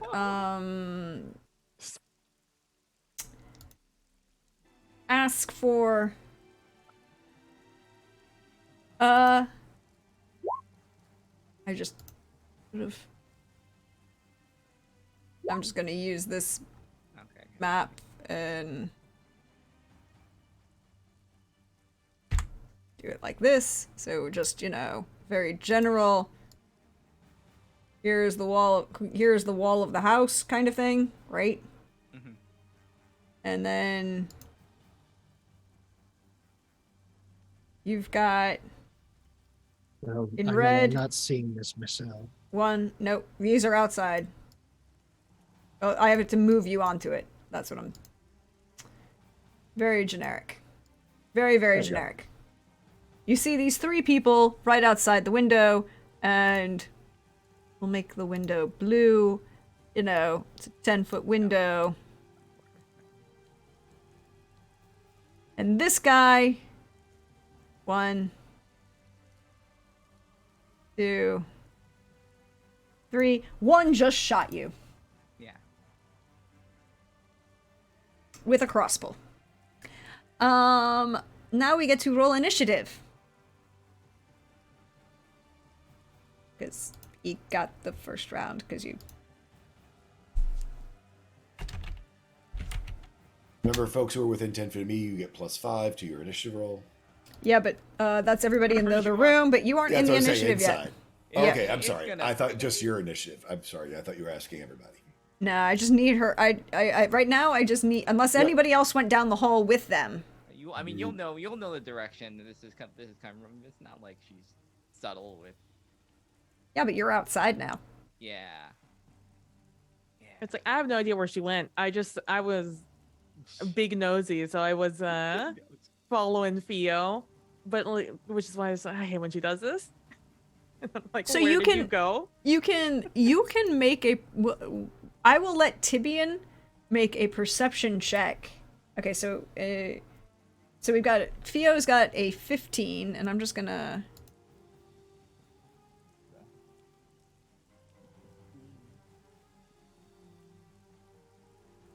So Theo is a 15, or Theo and Bandits. And so Theo has got a 15, and what did they get? I'm just gonna group roll for them because it makes my life easier.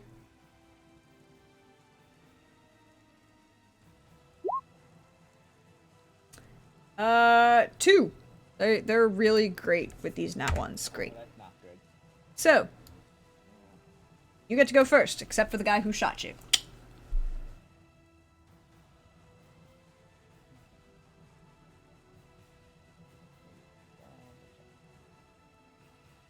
Okay. Yeah. Wet, in the rain. She tried to shoot me. Yeah.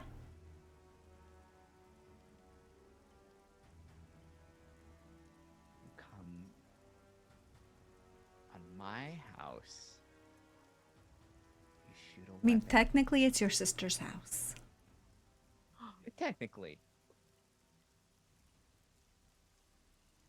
Freeze. Very nice. And I'm gonna. That's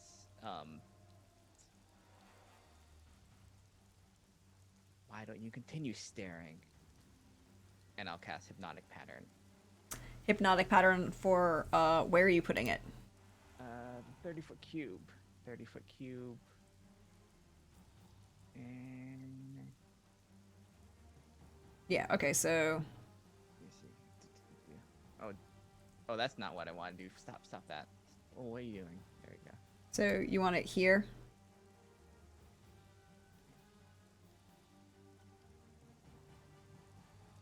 Like that?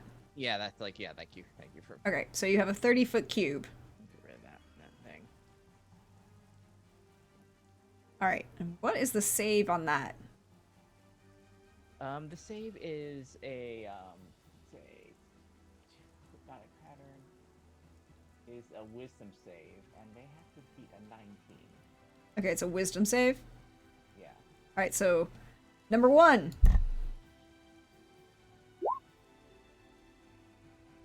Well, 1 is 6, 2 is 16.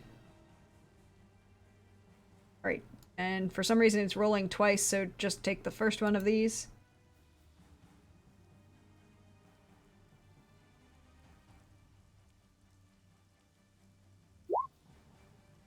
And an 11. So all 3 fail.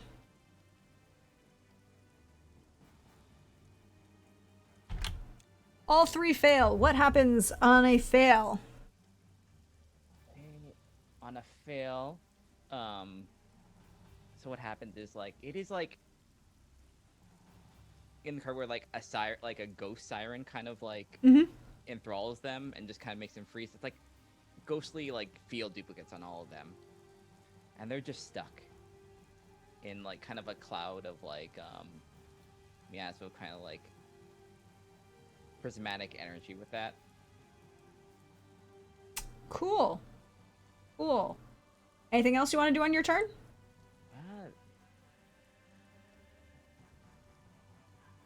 I'm right outside, and I have some intruders on our property that I would like to talk to. So Very you're loudly. you're saying that very loudly? Loudly, yeah, louder than I. Yeah. Go ahead and roll. This game doesn't have that skill. Hold, please. Projection. Let's go ahead and use.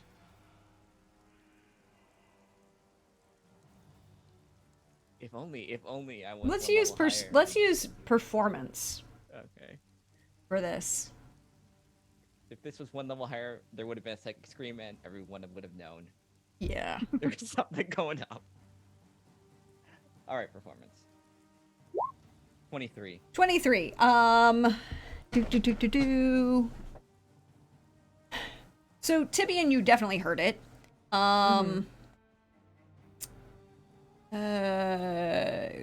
Other people will have to roll. Bandibris heard it.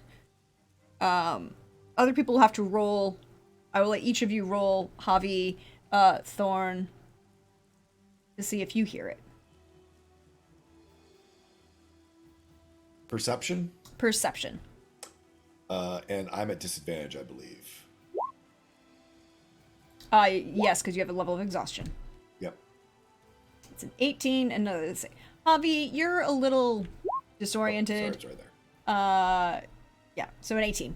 No, So 14. That's 14. the first one. Sorry, 14. So Javi, you're a little distracted. You don't hear it. Thorn, you hear something. You don't know what it is, but you heard something that wasn't the sound of the rain. Yeah. Thorn's probably a little bit lost in thought just from his night before, and also that mentally thinking about potentially hosting this thing at the old estate and going back there as lord of that estate. And so I'm going to do what would it be for me to see whether I can put 2 and 2 together, or whether it's just like weird house, weird noises. Is that intelligence? Is that probably wisdom, maybe? I would say wisdom. Just Wisdom. Check again, right? So I'll need to do... Yeah, because you heard something, and it's now a wisdom check to see if you can figure out what you heard. and with it's an a 12, eight- because I'm with- at disadvantage. With a 12, oh, that's right. Yes, me- your disadvantage at skill checks because you have one level of exhaustion. I use that level of exhaustion. But you don't have disadvantage on attack rolls, which is still good. Yeah. No, you heard something, you're not sure what it was. It sounded like something outside. Okay. What you choose to do with that knowledge is your choice. Yeah. But no, I'm not running towards a window. no, you're not running. That's really what I was checking for in my brain. However, it is now their turn. And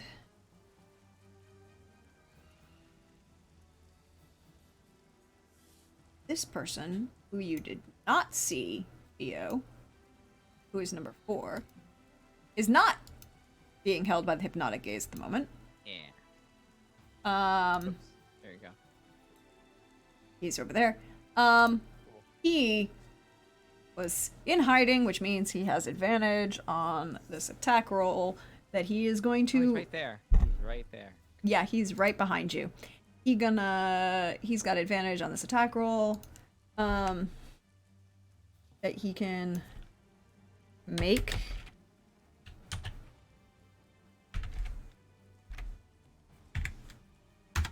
So, an 18 to hit you? 18 hits. Cool.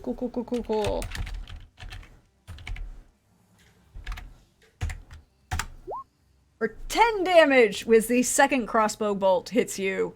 And then he is actually going to try and run up on you because that seems like a sound choice in his mind at the moment.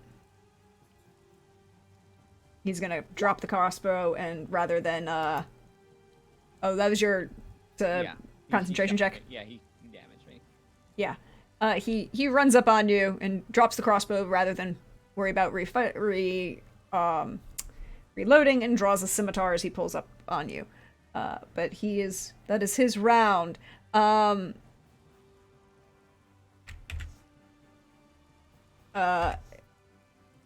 Tibian, you heard the shouts. What are you gonna do? I am going to look for like the closest like window or door that I can to get to the outside. Towards the voice.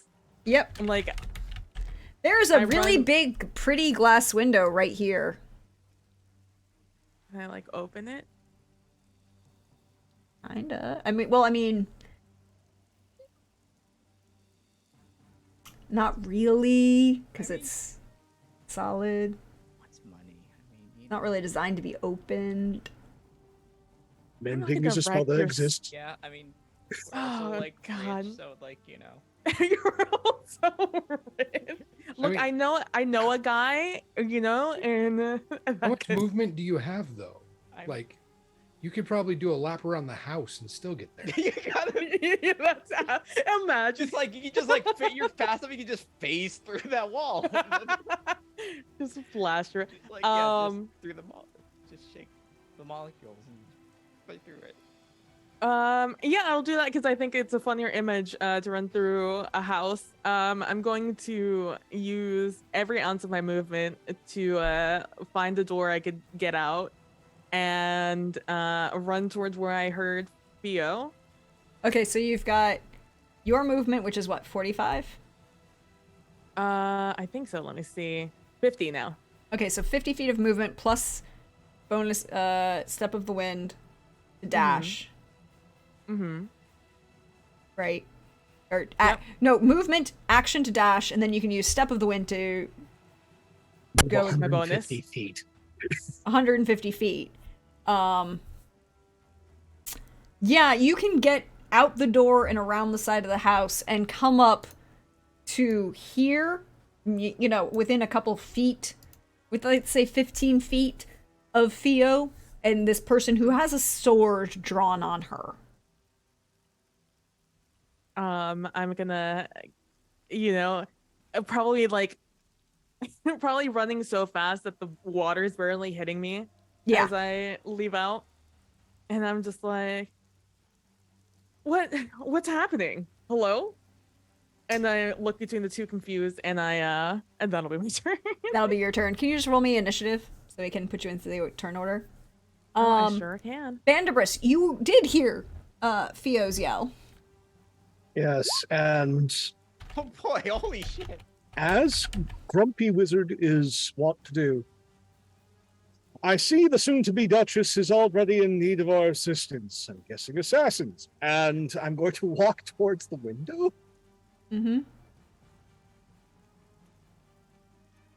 What a wonderful image of me just going, and then I'm just going to dimension door myself to where I want to. Okay, so you said that out loud. Yes. So, in that case, Thorn, you heard this, and Javi have heard. I thought you were gonna cast something through the window. I just like the idea of Wizard just staying inside, just casting spells. Or, like, I didn't want to necessarily break your window because most of mine have a physical component, or they need to be able to hear me, and I don't want to yell. Yeah. Oh, they started yelling. I'm sorry. So. All right. No, so, if I could, I would, but I. So you dimension door. You dimension door out. Where are you going? I have. The world is my oyster with dimension door. So. Yes, it is. 500 feet. I want to be within disintegration range of all of them. Oh boy. Which is about 60 feet. Just saying. I'm gonna say I can see because of just angle, right there. There looks good. Okay. And I'll roll initiative. Yes, please roll initiative. Thorn, you heard that. I saw you roll for initiative, but you get to do your action before you slot into initiative order. What you gonna do?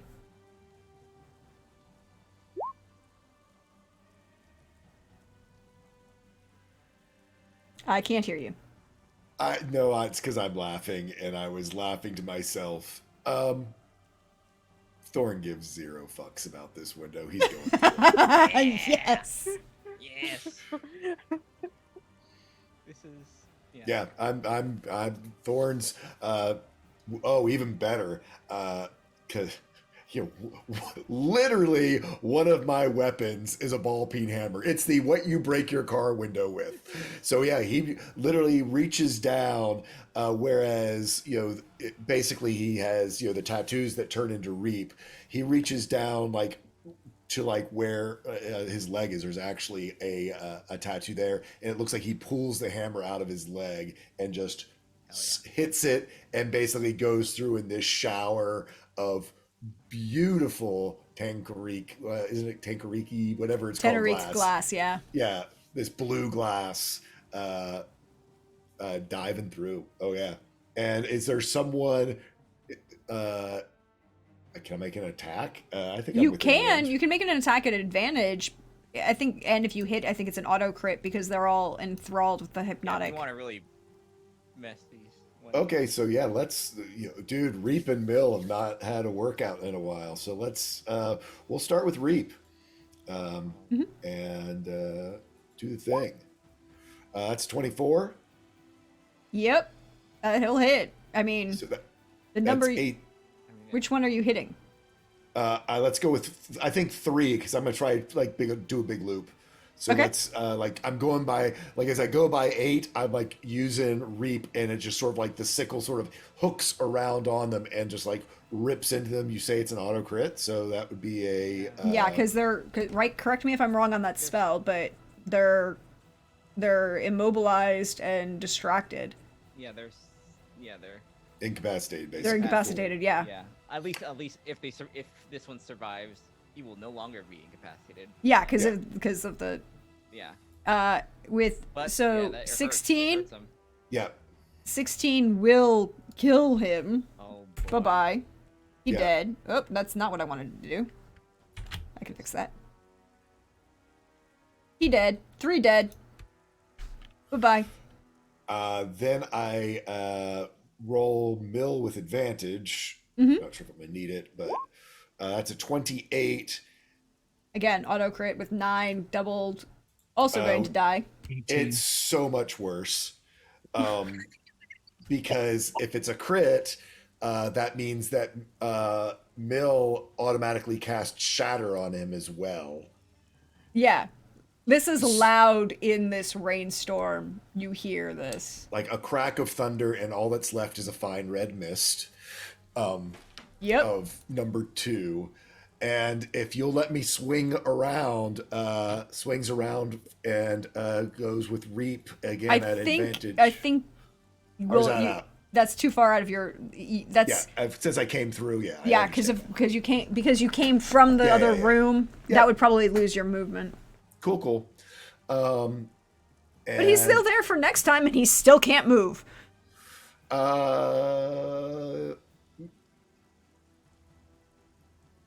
No, never mind. I was trying. I can't use my crossbow as my third attack. So No, that you can't do. Yeah, but now no. you're in here, so yeah, I can move myself. Whoop, Yeah, there there it you is. go. Yeah, cool. Javi. Ooh, I will do something if I can. Is the one next to Theo, in melee and alive and awake and all that sort of stuff? Yes, he has got his sword drawn and pulled at her. I send the shield over. Okay, so You have +2 to your armor class Oh, thank as the shield of the Watchful Heart animated shield goes flying across and interposes itself between the two of you. Javi, the window is now broken. If you wish to make an exit. Yeah, I mean, Javi also wants to know. Well, yeah. Okay, so yeah, one, two. Let's see. Yeah, so I can take my movement to here, and then I'm going to shadow step Mm-hmm. here Okay. to flank him. Yep. There you go. And what would you like to do with that? I'm gonna cast fist upside the back of his head. Oh, are you intending to not kill him? Yeah, we probably should keep one alive. Ideally, At least yes. one. Okay. Of them. If you're making this a called shot where you don't intend to kill him, even if you do enough damage, he'll just fall unconscious. Okay. Yeah, the intent is to basically just put him out. 19 definitely will hit. Oh, and technically that's with Advantage. Yes, you get grow that advantage. Maybe you get the crit. Because every time, or if I right after I shadow step, I get advantage if I attack right away. 28, still not gonna quite, hit. but Oh, boy. close. 1 point away. Oh. So yeah, Javi will hit for a total of 10. 6 bludgeoning and 4 divine. He is still upright. I used my wait. What level am I? 16. No, I mean I'm multi-class. I just have to look at what I have. I don't think I have extra attack with my multi-class stuff, so no, I do not. Okay. Just say, No, I'm done. I love the idea of you basically getting behind him and just ringing his head against the shield, which is opposed him. So just Yeah. That works. I'll just gong him once. Yeah, you gong him once. His nose is bleeding. He kind of shakes. He's very disoriented. He's still upright though. You should have better manners. Kneel before your Duchess. Yeah, oh, this is like gas on a fire. That's Cool. So that brings us to the top of the round. Tibian. I'm just like, hey, yo, what the hell, guys? Well, you need. I'm looking at their like armor and stuff to see if they're Would you- like guards. Okay, then roll perception. There's a free action. I would like to see, after just seeing them get basically one shot by the weakest shots ever. I heard assassins is what I heard. With an 11, they do not look like they are wearing anything that looks like livery. They're coming in armor. Their faces are covered. They definitely look... Their armor isn't that great, but you do notice one thing on this guy, particularly who's right in front of you, on the left side pauldron of his armor. Yep. A 7-pointed white star. I'm like, oh, come on. This is supposed to be a good time. And I'll like go up and I'll like try and bonk him. Okay, well, you can definitely get to him. I need you to roll an attack. And he's currently surrounded, so you have advantage. just Oh, I'll roll it again, just for fun. There we go. Either one is going to hit. For 6 damage, he is now unconscious. Is that the last? Nope, there's still a guy next to Talon. He's still Oh. one. We're stunned. I'll go bonk him also. Yeah, I'll with your mosey on movement, that's over. not hard. Oh, crap. Alright, so you're going to go Yeah. bonk him too? Yeah. It's an auto crit. Yeah, if you hit, it's an auto Auto crit. Are you going to try and keep Oh. this one alive? Yeah. Okay. I don't know who these people are. Yep, Auto crit. it's an auto crit if you hit him.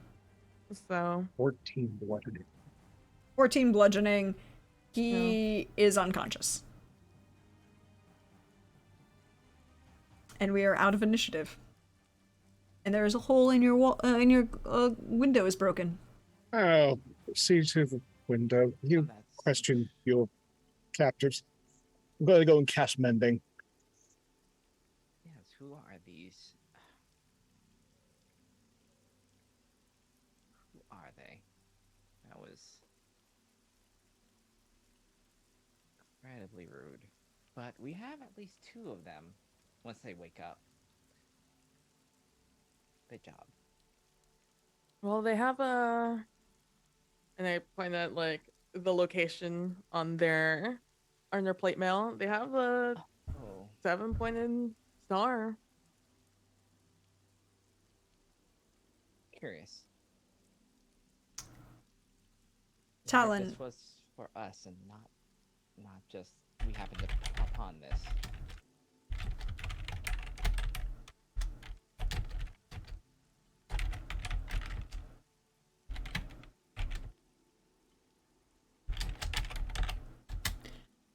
Talon, you recognize that symbol on the armor. Yeah, this is the same as the bandits that Mhm. originally the 7-pointed star that we've been chasing.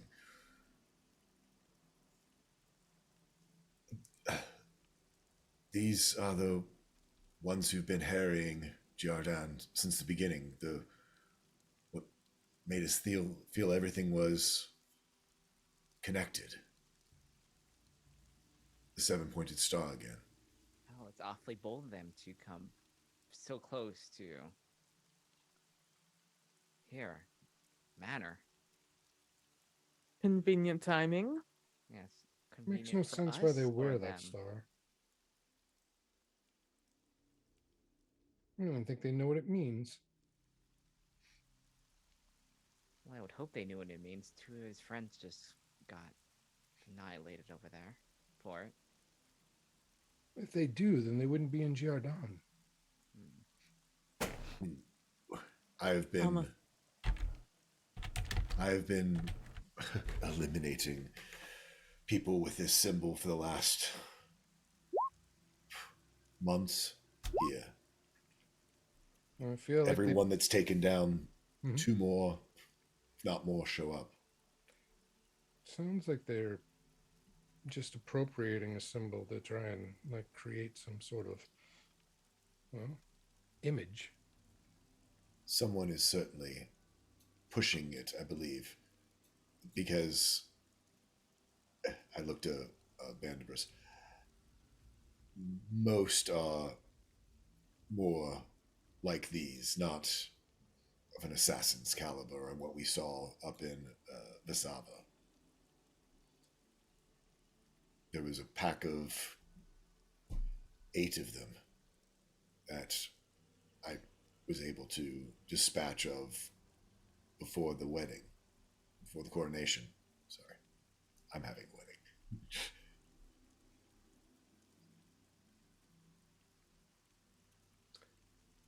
Well, I mean, we should at least find out what they're doing here. They're probably, I don't know, trying to establish some sort of foothold. Willing to answer our questions for their own sakes. The most important thing is to find out where your family is and if they are safe. Yes. I think at that moment, Fio's going to use sending real Yep. fast to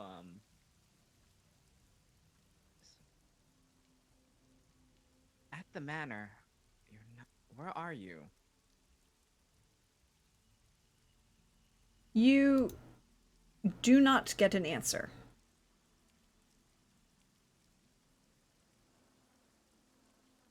I think she waits for a pretty long time.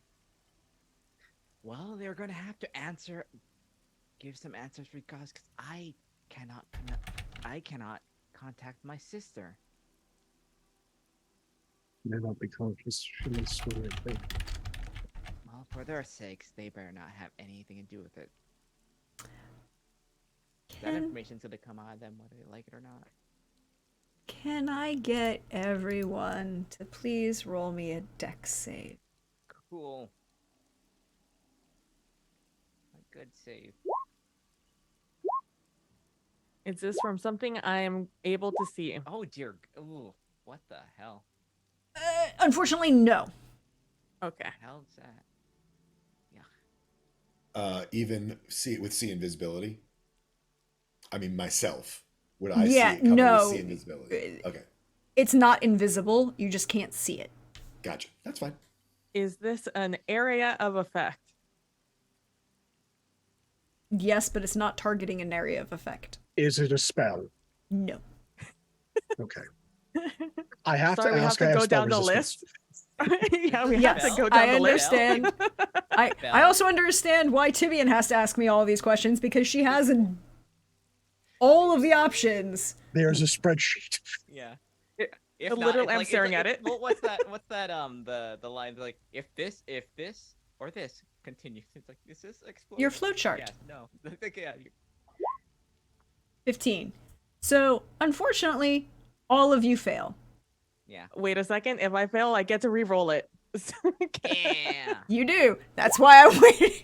I'll spend the Good. luck. 29. You also have 3 points of luck in chat, just saying. I'll spend my personal one so others can use that. Sure, might as well roll it again. I'll use It's a the luck. finale. Let's do it. Yeah. Like I don't know what the hell this is. Anyone else re-rolling? Yeah. Give me a second. I was gonna. Thorn was. This can't be worse. This can't be worse. I was gonna say a 21 failed, so One. It was one. It was one. It was one higher. It was one higher. I'll stick with my 21. Yeah, I'll stay. Yeah. You're I've sticking got with the 20. 23. All Good right. number. Unfortunately, We all fail. Except for Tibian. oh, Tibian, however, does succeed. Tibian.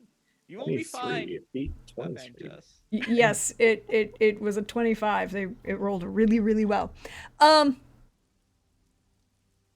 As you're having this conversation,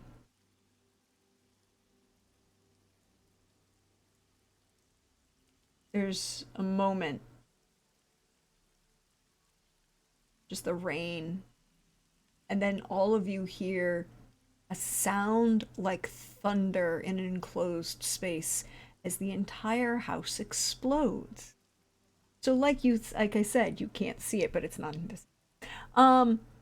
And the house explodes and is currently on fire. So debris is going to fall on Yeah, all of you okay, who fair. failed You're except right Tibian. Just like dodge every like piece of shrapnel. Yes, shrapnel from your house that just Yeah. exploded. Oh. Everyone who fails takes 23 damage. Okay. Tibian, you take half damage because you succeeded. And then I take no damage because I'm a monk. And then you take no damage because you're a monk. I like to imagine I'm just standing absolutely still. After the explosion, just all the debris is just falling around me. I want that image of Tibian the halfling perfectly still, and the window frame that Thorn busted falls perfectly around you so that it just ends up a square on the floor, on the ground around you. Oh, well, I guess I didn't have to worry about that window. I just fixed it. Everybody takes back 13 points. But as you do so, Thorn, could you roll me a perception, please? Oh no. And you have advantage in this moment. so flat.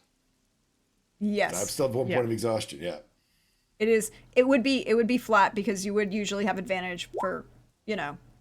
because of 22. 22. There is a slight stench under the air, under the smell of the burning wood. Like fried rotten egg. Sulfur. And now it's mixing with the rain, and that just not a pleasant smell. Ooh, normal thing. As soon as I smell that, I would put in divine sight, to see if there is a fiend, fey, blah blah blah, within 30 feet of me.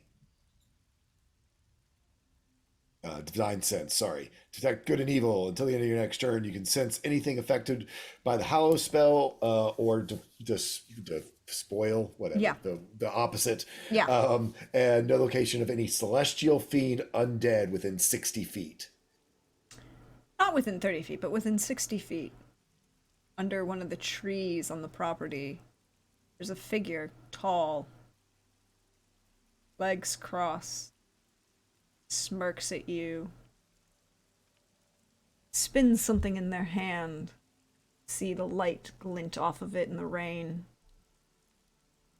Glows just a little. You hear in your mind, and you alone, welcome home, Tal.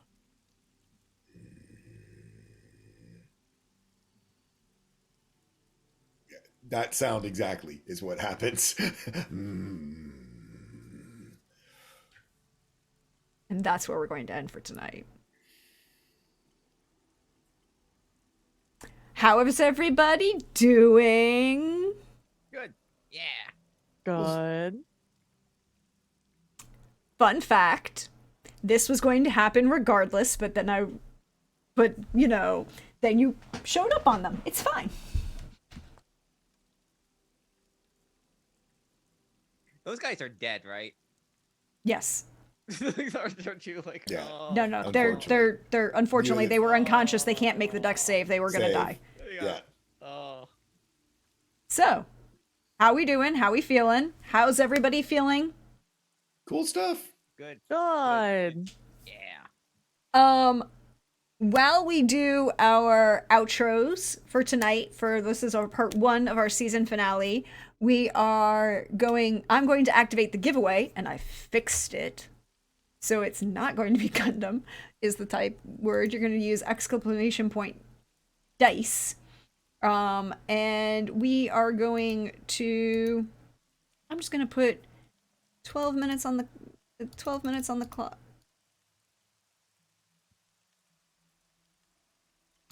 Go. And it will be giveaway is currently live now in chat. If you use exclamation point dice, you're going to win a set of dice from our dear friend Chris Geary, and as well as a very beautiful little owlbear pin and a copy of Chris's setting agnostic mini game that you can use in your own TTRPG games. Thank you, Chris, for helping us out with this. It's really great. I'm glad you were able to join us for this. But the giveaway is live. Use exclamation point dice. Anybody in chat or players, you can also do it. Go right ahead, enter. And we will start in the same order. We'll do outros in the same order we did introductions. So why don't we start with Pope? Hey, Pope. Hey, Bandibus is feeling a bit splintery, but I'm doing all right. Hey, everybody, Pope here, Pope World Villains, Pope World Villains, Twitch. I look in all your streams. If you want to see more of this silly face, you get a number of opportunities throughout the week. Coming up next tomorrow night over on channel Otherdoc, 8 p.m. We'll be doing a retrospective Q&A for Invisible Sun, a campaign that they've been running there for 3 years. It's just wrapped, and we're going to take a look at it, pick people's brains, and put a button on it all. So we'd love to have. And then not this Monday, but a week from Monday, 21st. Come and see over on Wandering DM a Vampire Montreal by Night special where yours truly and a special guest will be touring the city, and I am certain Simon has terrible, terrible things afoot for the two of us, if not just me. And as always, thank you all so much for being here. We're live on YouTube Sports, nothing without signs. You're much part of this as we are. Take care of yourselves, one another, and follow these wonderful people, because you need good folks here.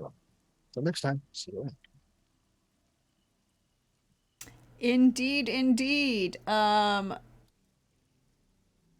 Next up would be, wow, things happening. Don't do that. We'll jump down to Tibian. Hey, we're messing up the order. It's fine. Hey, PB, how you doing? Hi, I'm doing well. It was a fun session. A lot of like unexpected things. The idea for the wedding is pure genius. Tallsquall, pure genius on their part. Like it caught me off guard. I was not expecting that. um, and I'm obsessed with the decision. I'm glad we're going that direction. And yeah, I'm PB from at PB Plays Inside. You can find me on Twitch and on Twitter, and I'm sure other social medias coming up soon, depending on the climate of things. And you can also find me on twitch.tv/Nillyline on Wednesdays at 7 p.m. Eastern Standard Time, in which we do a book podcast. Right now, we're going through the Twilight Saga. We just started New Moon, and this upcoming week, we're going to be on our on the new like is the actual beginning of the story now. We've had like the emotional beginning of it all, and so now we're continuing on, and it's a really good time. Again, I've read the book, my friend Nilly has not, and therefore I am very excited to see her reaction throughout this entire journey. And if you're also excited, make sure to also catch us on YouTube at Nillian PB a podcast, and which we upload the VODs every Friday if you can't catch us on Wednesday. And aside from that, catch me here on Saturdays playing this amazing game with Prax, who's amazing. Make sure you are following, you're subscribing, you are supporting her on Ko-fi and anywhere and everywhere else, because she absolutely deserves it, because she is a wonderful human being and a wonderful DM and a great player also. Well, thank you. I appreciate that, PB. I really do appreciate that. Oh, but speaking of Ko-fi, I should tell my players, because I didn't get to tell you all and I wanted to save it till the end. We met our goal on Ko-fi, so we are going to get art for all of you in the season break. We will have it at the beginning of next season. It will be absolutely gorgeous. I can't wait to show it to you, which means I need to talk to all of you to get character descriptions for the artist. But let's drop down. We're just messing everything up, and we're gonna go to Lynn next. Hey, Lynn, how you doing? How you feeling? Oh, this is fantastic. I love this. Theo is pissed, though. Pissed. Just. But this is so much fun. I enjoyed nothing like a good house explosion to like kind of lead things, and Tallsquall, that was amazing. I love the idea for the wedding. It's so good. It's like, you know what? This is the exact thing she would want, was a spectacle and not a lot of responsibility afterward, actual like super stakes going into it. So yeah, this will be like this I'm excited. I'm very excited for that. But yeah, it's been so much fun. I'm gonna enjoy updating Hannah on what the hell happened, because I got 2 games. But yeah, I'm Lynn, Gremlin Art, pretty much everywhere. Twitter, Twitch, Instagram, all those places. You can find my art there, and you'll see me next on Wednesday on Twitch.tv Other Doc for our first session of our Dune short campaign, where we have like a spycraft house that's basically a art school. It's great. It's gonna be a lot of fun. I'm looking forward to this. Yeah, it should be. It's some wild stuff we got for like our session here. I'm very excited. But yeah, on Saturdays you can catch us on Sign Birth New Gods, where we are trying to break into evil twin of one of our party members. We're not quite sure, but you know what? We'll see. We got a magical security thing that is very scary, so we have to deal with that. So yeah. And next week you should be able to see the unveiling of the art I did for Transplaner for their campaign of all their character art. So it should be unveiled sometime soon next week. I'm very excited. Indeed. Check all of those out. Check all of those things out. It'll be great. Also Dune, fun times. Chris. Hey, how you doing? How's life? Doing good. Things are interesting, as they should be, and yeah, it's going to be a lot of fun. It's changes are happening, and the Begarella gets to witness that, and it'll also be a first for Javi to be the best man in a wedding. So that's a thing. Um, I'm intrigued that you're asked to be the best man and not officiate. I like it better because I can pay more attention to Thorn's survival if than have to pay attention to what I'm saying to the crowd. So because I thought about that too. But if I'm playing defense, it's a little better that way. But hey everyone, I'm Chris Geary. You can find me on Twitter at Chris Geary. And I hope you got in on the dice giveaway that we're going to have. We're going to have more of them, 2 more of them next week. Actually, 3 different giveaways next week. So come back for more. And we'll see you in a week. Yep, indeed. And then last but never least, hey Tallsquall, how yous? Hello, what fun. No, that was exciting. Always interesting to take a left turn at Albuquerque, and here we are. Just has been super exciting all season long. Unfortunately, this is the last time you're going to see me this season, as I'm not going to be here next week. So Thorn, whatever needs to happen with Thorn, I leave his fate in our DM's hands, and we will see you next time. And it's been great. It's been awesome. Y'all are wonderful, and have fun out there. Be safe. Be kind. In all of those things, and we appreciate you coming to play, and we're very much looking forward to season 2 to see what will happen to Thorn. I will tell you in advance, my one major rule is I never kill characters when the player isn't there.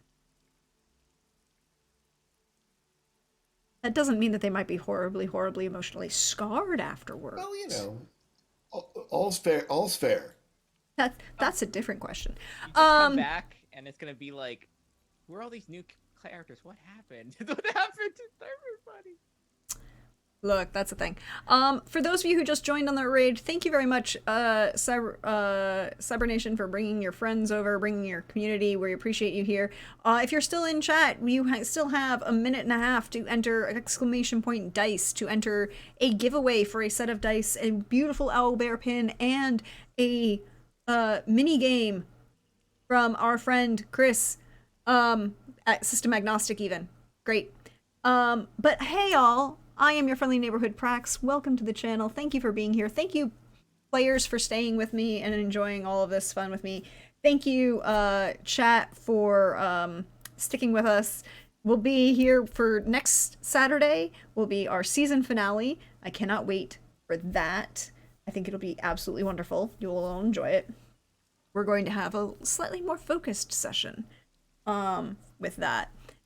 Then we're going to but first, tomorrow night we have Witcher Road's Home. And they murderized the hell out of a wizard, maybe. Mage, definitely. Caster of some sort. It was aggressive. They had the high ground and then a headshot, and in Witcher, if you call a headshot, you take a penalty to the attack, but they do 3 times the damage that you roll. 6 times the damage, excuse me. 6 times the damage that you roll. You can do a lot of damage that way. So the raffle is now closed. I'll hold off on picking a winner for a second. But also would like to give a shout out. Thank you to all of the wonderful donors who helped us out on Ko-Fi. It's right there.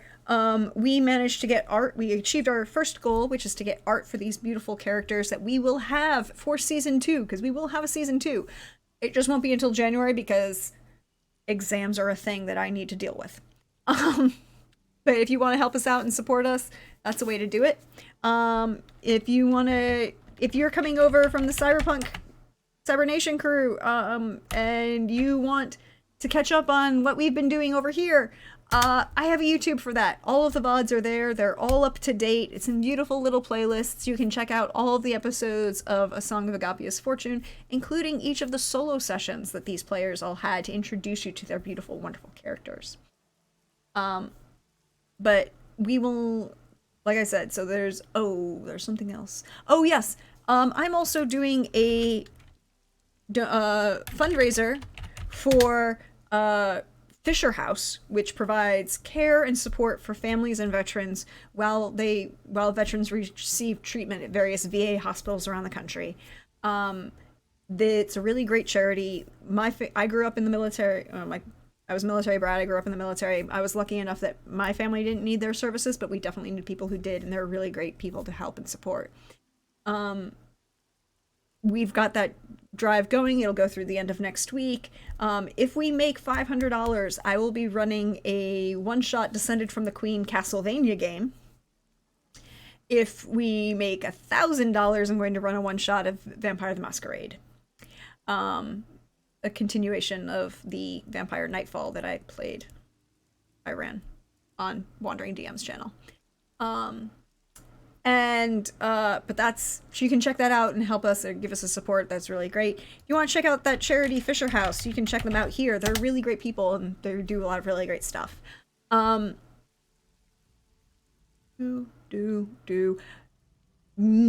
Montreal by Night this Monday. However, Tuesday, I'm going to show for my friends because they're not here and I'm going to do it anyways. Tuesday, you should follow Wandering DM's Twitter. You should also follow my Twitter because I'm going to retweet it. But Tuesday, their Werewolf the Apocalypse Choose Your Own Adventure board game, role-playing board game Kickstarter goes live. If you saw the videos for their Vampire the Masquerade chapters, which is in production at this moment and should be coming to people who backed it in the near future, but that is also a 28-pound box. It is massive. It is huge. The werewolf game is supposed to be the same size. If you like any of that, that seems like your jam, check out their Kickstarter. It goes live on Tuesday morning. And then, yeah, just follow my Twitter because I post where I'm going to be. The fun, wonderful, fabulous folks I get to hang out with, like these fine people who are all so lovely. And I really appreciate every one of them. But we need to pick a winner from our giveaway. Coldrake, you won! So, Coldrake, if you'll send me a message on Discord with your address, give me a whisper message on Discord, I will get that out to you as soon as it were as possible. So, congratulations, Coldrake. And just as the Cybernation folks gave us some love, we should send some love out into the universe and send a raid out to why don't we go send a raid out to Uncle Nix, who is a really great person, does some wonderful, beautiful etched glass art, absolutely gorgeous. I'm not gonna lie, those stemmed wine glasses are on my list. Eventually will happen. So we'll send him some love and appreciation, and see you next week for part 2 of this season finale for A Song of Agapia's Fortune. Bye, everybody.